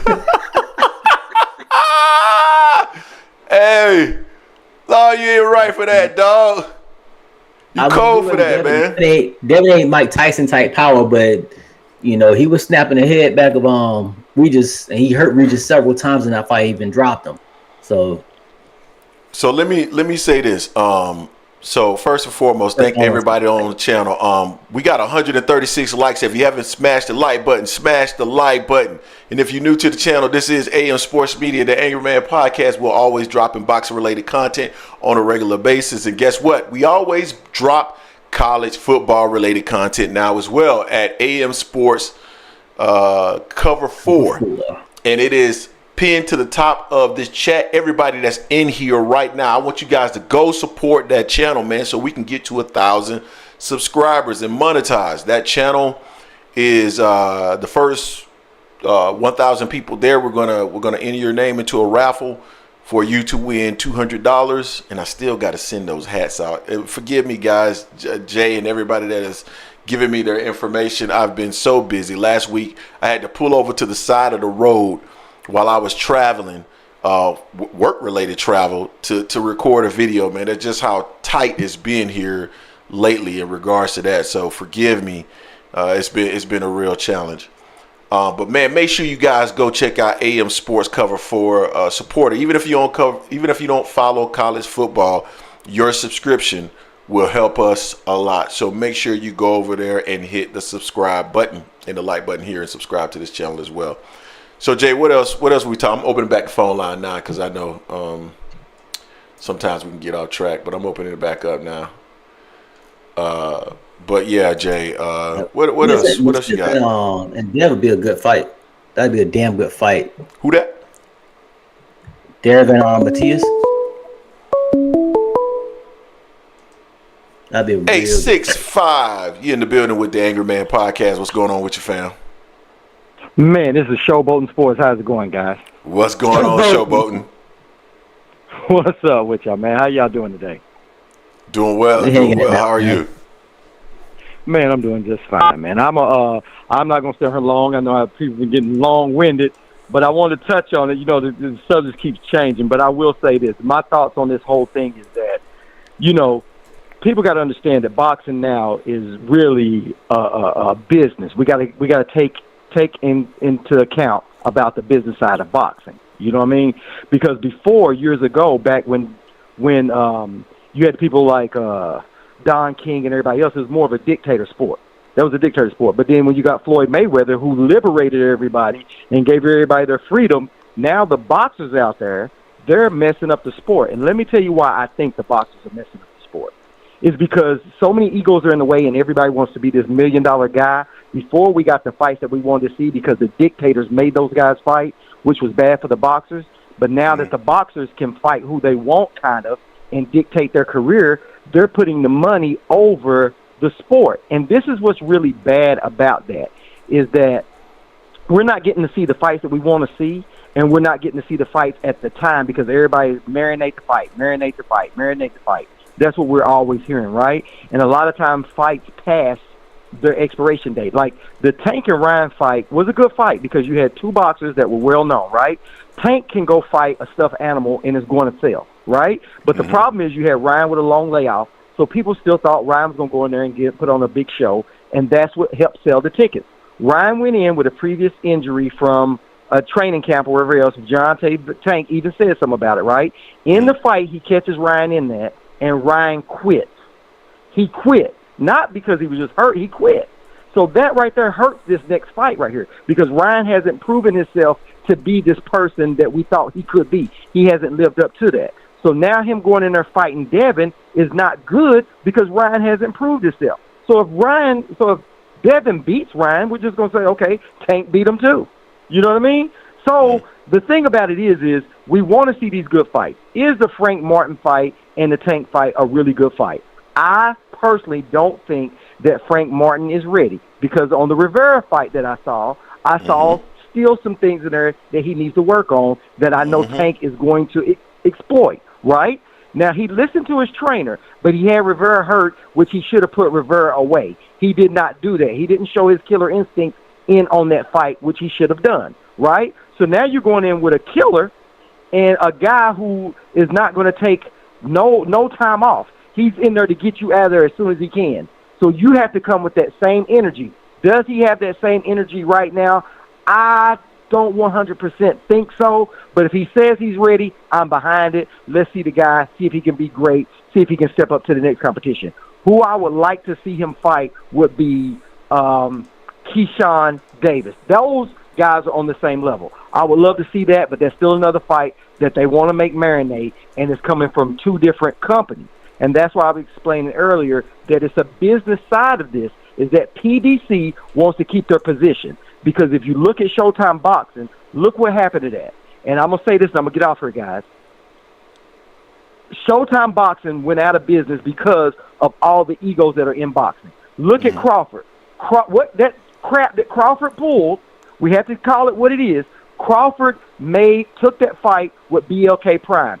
That hurt everybody because what PBC does is they take two champs and they tell you, okay, Keith, fight this guy.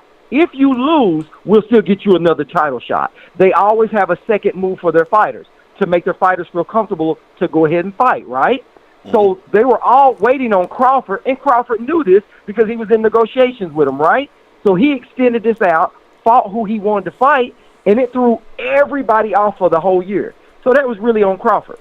So we have to put that on Crawford because there's a business side of it that boxers don't understand. They think they're businessmen, but they're not all businessmen. You know what I'm saying? They're good at what they do. That's why you have to have someone like a Al Heyman who is a genius in this boxing game, right? You have to have people like, and I hate to say it, Don King is a genius when it comes to the side of the business side of boxing.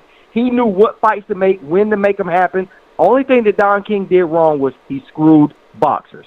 So I say all that to say one thing, is that now we're in the new era that the business side of boxing is a contender in all of this boxing sports. You know, we have to understand that Devin Haney, and it's all about positioning, right? If you have Devin Haney go in and fight Tank Davis right now, is that really ready for that fight? I say it is, but is Tank ready for that? Because then you'll counsel two fighters out that are going up to stardom. You know what I mean?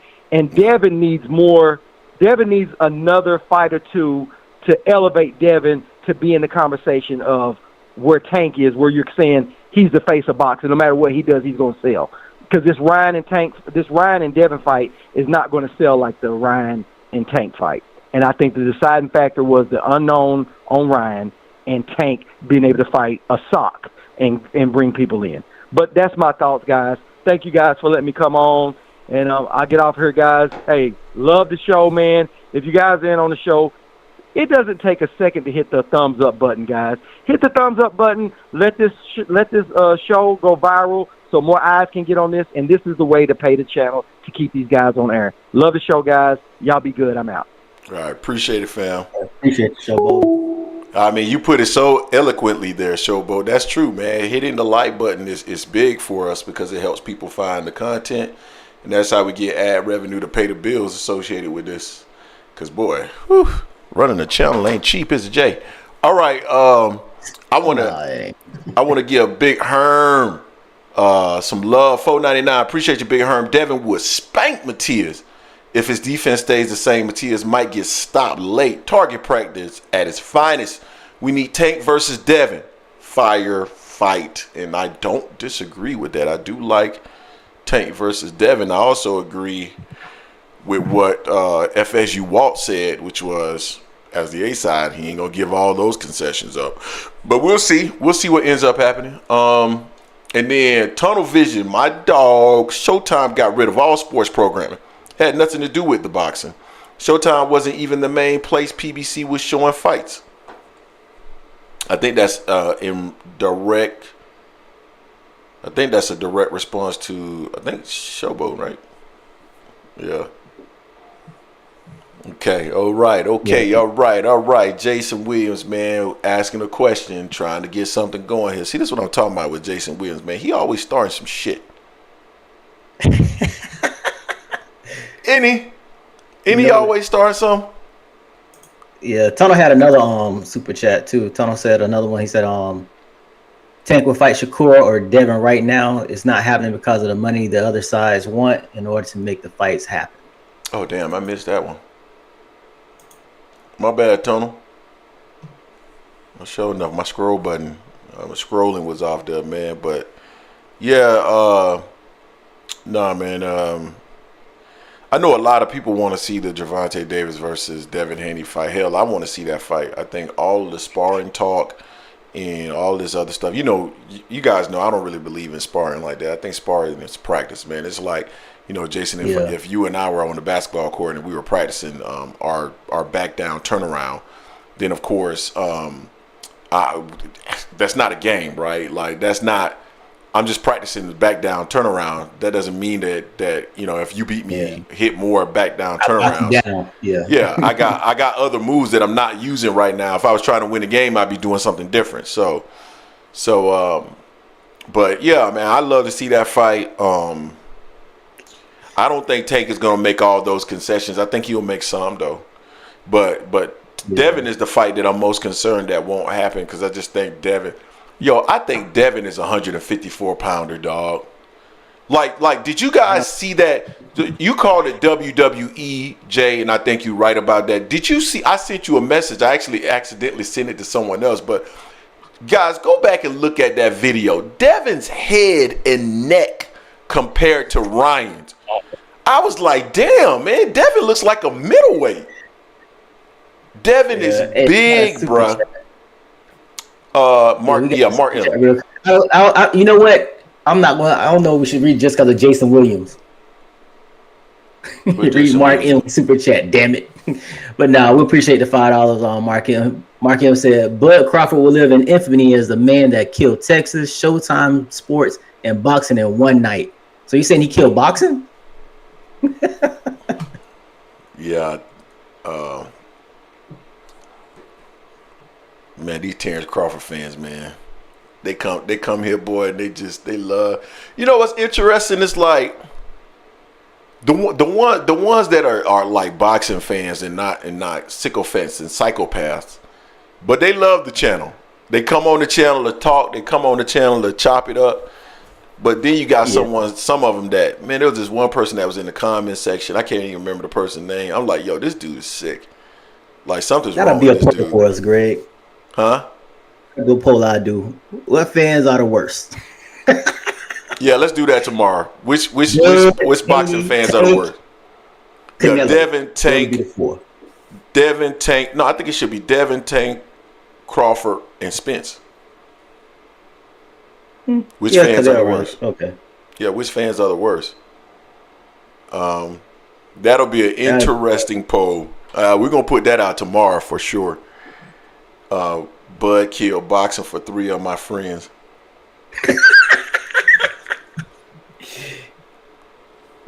Hey Jason, what do you say?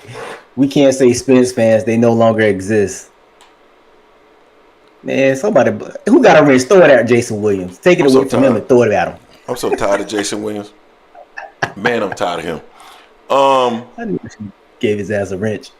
One thing I want to say, I don't like how FSU Walk called me out on not. Yes, and I think Jason Williams too. Yes, I don't like anybody that left FSU. I hate them all. Dion, Travis Hunter. Who else? Who else I hate? Willie Taggart. I hate Willie Taggart. I hate everything about Willie Taggart. So yeah, I hate in your heart, man. I do, and I'm petty. Everybody know I'm petty. So when they started coming in with their vitriol in regards to Colorado, yeah, I put out a Travis Hunter tape, getting burnt, getting cooked. And the funny thing about it is I could have made that thing 3 minutes long with all the tape I found, him getting cooked, not just getting beat. It's one thing to get beat, Jason. It's one thing to get beat. I'm talking about he getting cooked. Not he in coverage. Back on that though. I'm gonna give pushback on that on Travis Hunter just because that's one thing I love to talk about. I love to play, but he had a D line that was shitty as well. You can't cover forever. He wasn't covering for that long. He was just getting burnt. He was lost sometimes. I ain't trying to hear that shit. Walt, what's going on with you, Walt? Yo, Greg, I'm still FSU till I die, brother. I know. I'm a fan of the sport. I don't hate on dudes when they go. So you hate dudes when they go to pro? Do you want them to stay at FSU their whole life? Yes, he does. I love when football comes on Sunday because I always point out to the people in the room how many FSU dudes out there balling. You know No. It's like, no. So let me explain it. Believe me, I wanted that boy at FSU. I was mad too. Let me explain it though. Let me explain. The boy is nice. Let me explain. Greg, I agree. He gets beat sometimes, but the best got beat sometimes. The dude's a young brother. Give him his. No. I give you credit. I understand when you say you get beat sometimes. I understand that. I'm talking about I seen clips of Travis Hunter look like he don't even know where he is in coverage. He's getting cooked. I agree. I agree too. But I think a lot of that is when I watch Travis Hunter's high school tapes and I watch when he's at the start of games when he's on defense, he doesn't get beat like that. this whole thing is That was high school. Greg, Woodson wasn't playing that many plays as Travis Hunter was, is both sides of the football. I know Woodson is a better corner, but he wasn't playing that many plays on offense. He played 1 or 2 a half. This dude's out there the whole game. I ain't never giving Travis Hunter. I ain't giving Travis Hunter no credit at corner. I give him credit at wide receiver now. Dude, when I told you, if Colorado played Florida State, I want them to beat them so Florida State to beat Colorado so bad it's crazy. I'm just appreciating the brother's greatness, brother. He should have never thrown our hat down. He should have never thrown our hat down. I would have never done the video. He threw our hat down. That was it. That was it. Yo, Greg, I agree. When he was at Jackson State, I hated watching him because of that. But I grew into, like, just giving him his flowers. I let it go. You one of them dudes, damn, bro. my haters for life. My cousin Phil's the same as us. He's a Florida State dude. You and him would be like brothers in arms, man, because he still can't stand Travis, dude. He still can't stand him. Show him my video. We hate brothers together. I've already put him on to y'all, man. It's just that he works on the weekend, so he doesn't get, a lot of time Sundays to hear it. But man, it's like you killing this man. You ain't letting him breathe. I'm like, he ain't with us no more. Years have passed.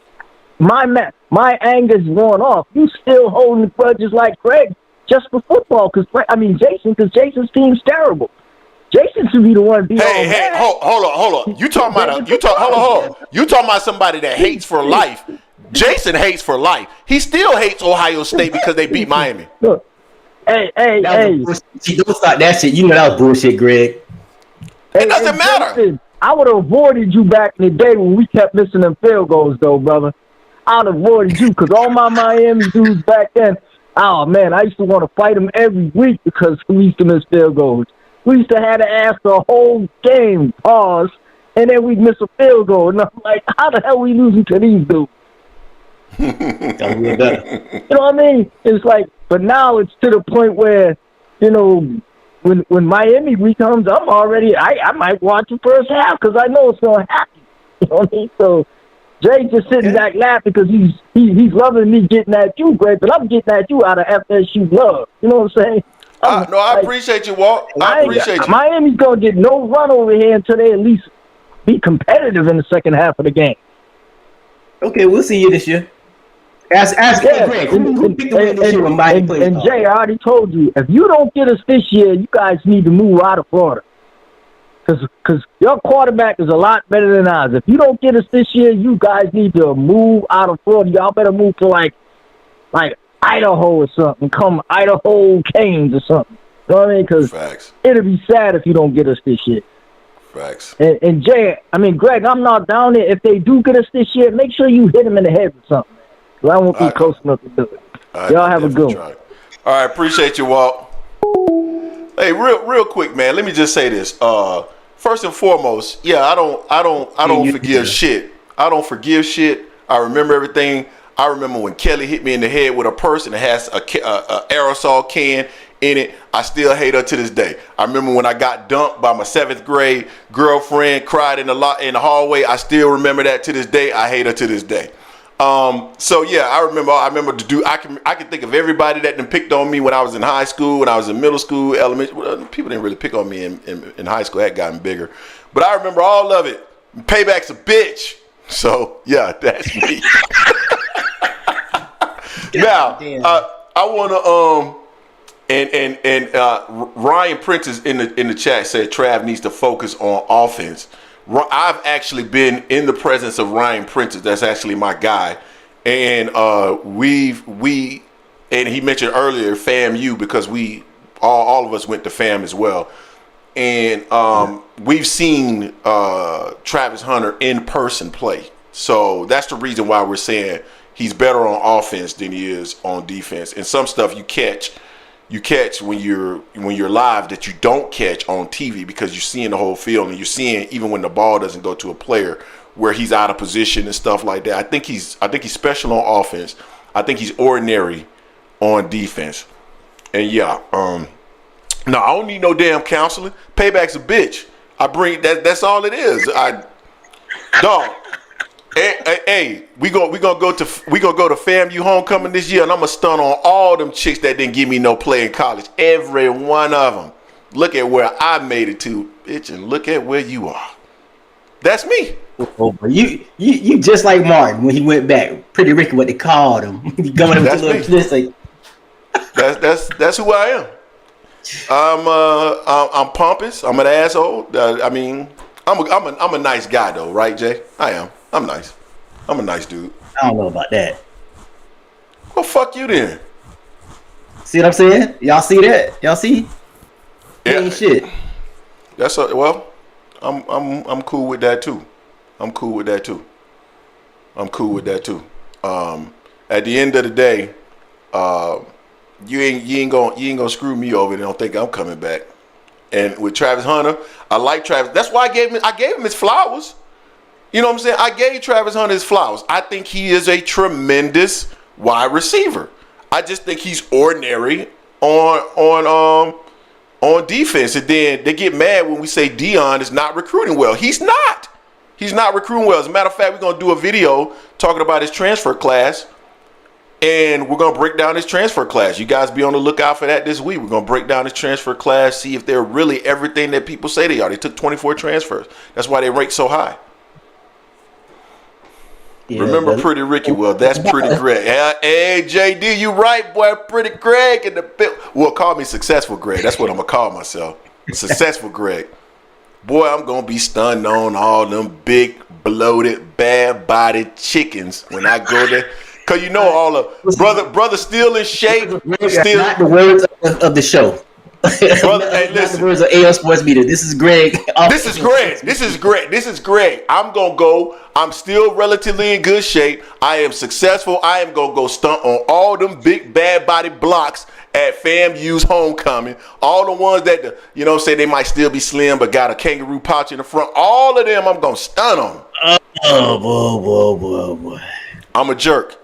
Anyway, I know we done got way off boxing now. I was just in the mood to chop it up, man. Oh man, Marla, man. I charge $200 an hour. Get you right. Main problem is you like effing. I agree, Marlo. I agree with you, Marlo. Mark C said Boro really putting his heart and soul into hate.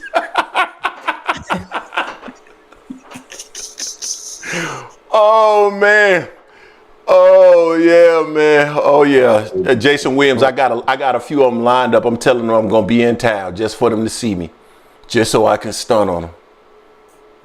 Oh boy, this guy here, yeah, we got way off the track of boxing for sure. But yeah, we're gonna move some stuff to cover for. You'll see some videos coming out this week. Yeah, some videos coming out this week. Also, a couple of videos coming out this week as well. So, Jay, I know we had two hours. Damn, we had 2 hours and 7 minutes, man. I think I'm in the mood to chop it up because my kids are not home. So, no wife, no kids. Hold on, they might be back home. Let me make sure. Check the cameras here. They didn't can't. No, they're not back home yet.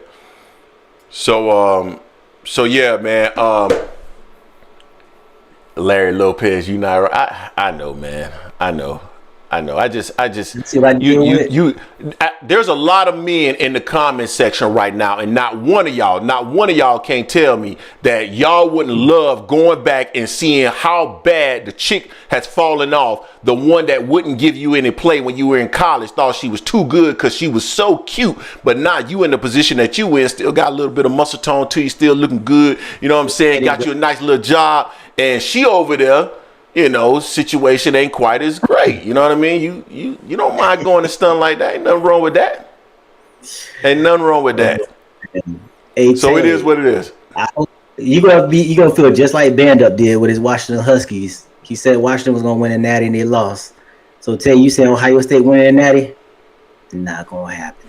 Mark, I'm petty to the goddamn bone. To the bone. That's me. Salute, uppercuts. What's happening? B House.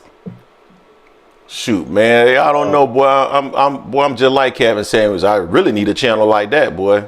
You get pissed at me. I done got myself in trouble with that kind of stuff, though.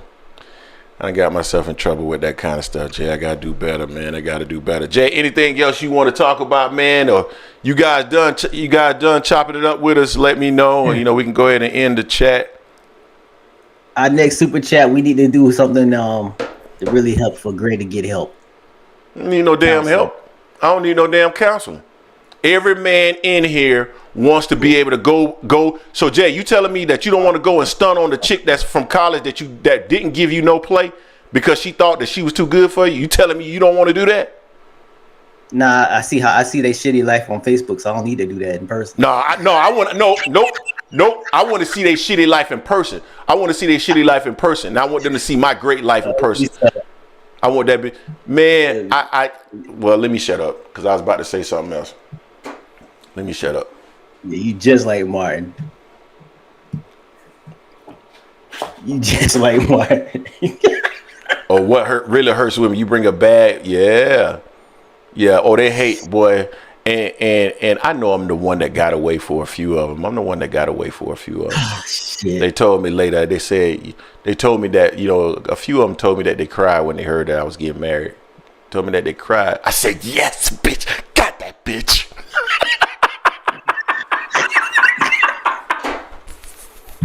Boy, I'm a jerk.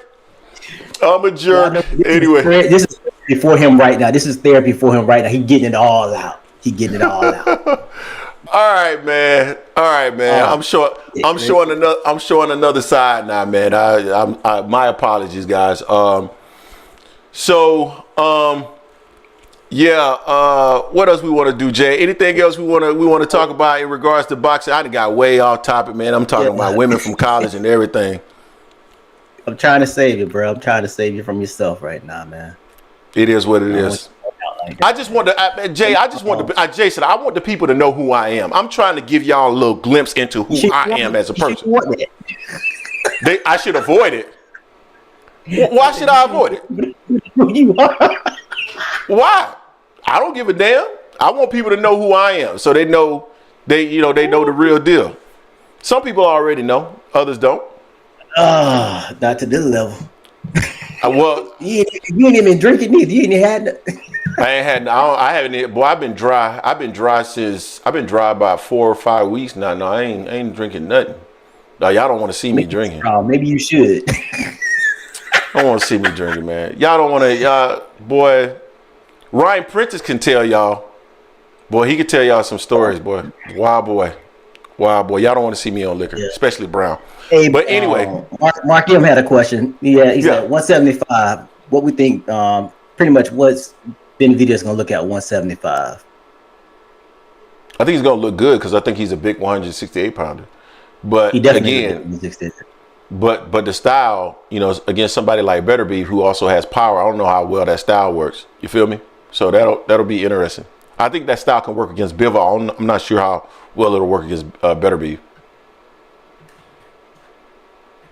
Yeah, I mean, I know he's talked about Beterbiev before. I think he's even sparred Bivol and everything. So he's not intimidated by either one of them, but it'll also be a good fight. It's just also the thing with Beterbiev and Bivol fight. Beterbiev is like 75 years old. So we'll see if he can turn that clock back again if he beats Bivol in the fight Benavidez. But I mean, I'm here for it. I'm here for David, getting all the smoke like that. Fact. JD, I'm a May baby as well.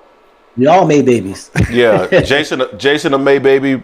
Ryan is our homeboy too in the chat. He's a May baby as well. And Ryan will tell you, boy, I'm vengeful as fuck. I'm nice. It take a lot to get me there, but boy, when I return fire, boy, it's bad. Yeah. Oh, Jason know that too. Yeah. It'd be funny though. Shit be funny. It is funny. It is. One of us gotta kind of calm it down a little bit. That's my role. Now, oh shit, Jason Williams is a May baby as well. What the hell? Hey, all May babies, man. What's your birthday? Mine, May 24th. Jay, what's your birthday? 17. What the mother May babies? JD, what's your birthday? So Mark M said, I'm thinking more Zurdo. I'm not a fan of Zurdo, honestly. Well, we got some God damn, we deep. May babies are. We got some petty, vengeful motherfuckers up in here. I can tell you.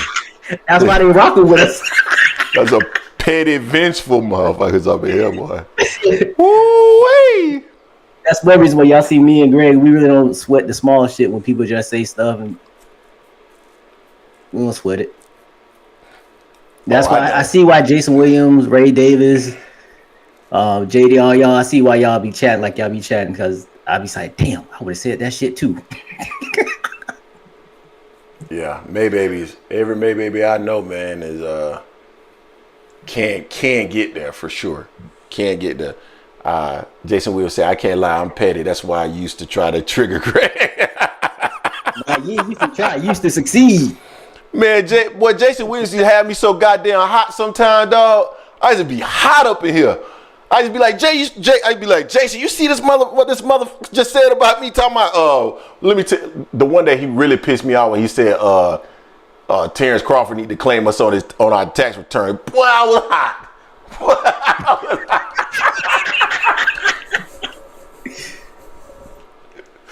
Oh man, boy. Oh boy. Oh, that's some funny stuff right there. Oh, that's funny. That shit there, man. Anyway, Good. what else we got? Hey man, before y'all go, make sure y'all smash the like button before we get out of here. And I know we had 2 hours 16 minutes. We hadn't ran out of boxing, so hell, we just gave y'all a little I guess a little peek into at least my personality. At least my personality. Yeah. But I'm an open book, man. I don't really hide too much stuff. But appreciate you guys, man. Appreciate everybody for calling in. A lot of participation. Appreciate all the super chats. Very thankful for that, because it helps run the show, man, to be quite honest with you.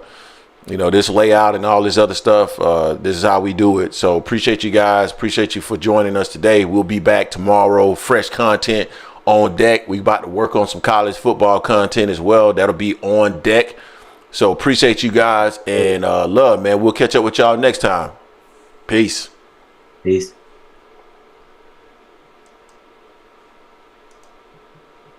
Man, we just entertained the fuck out of them niggas.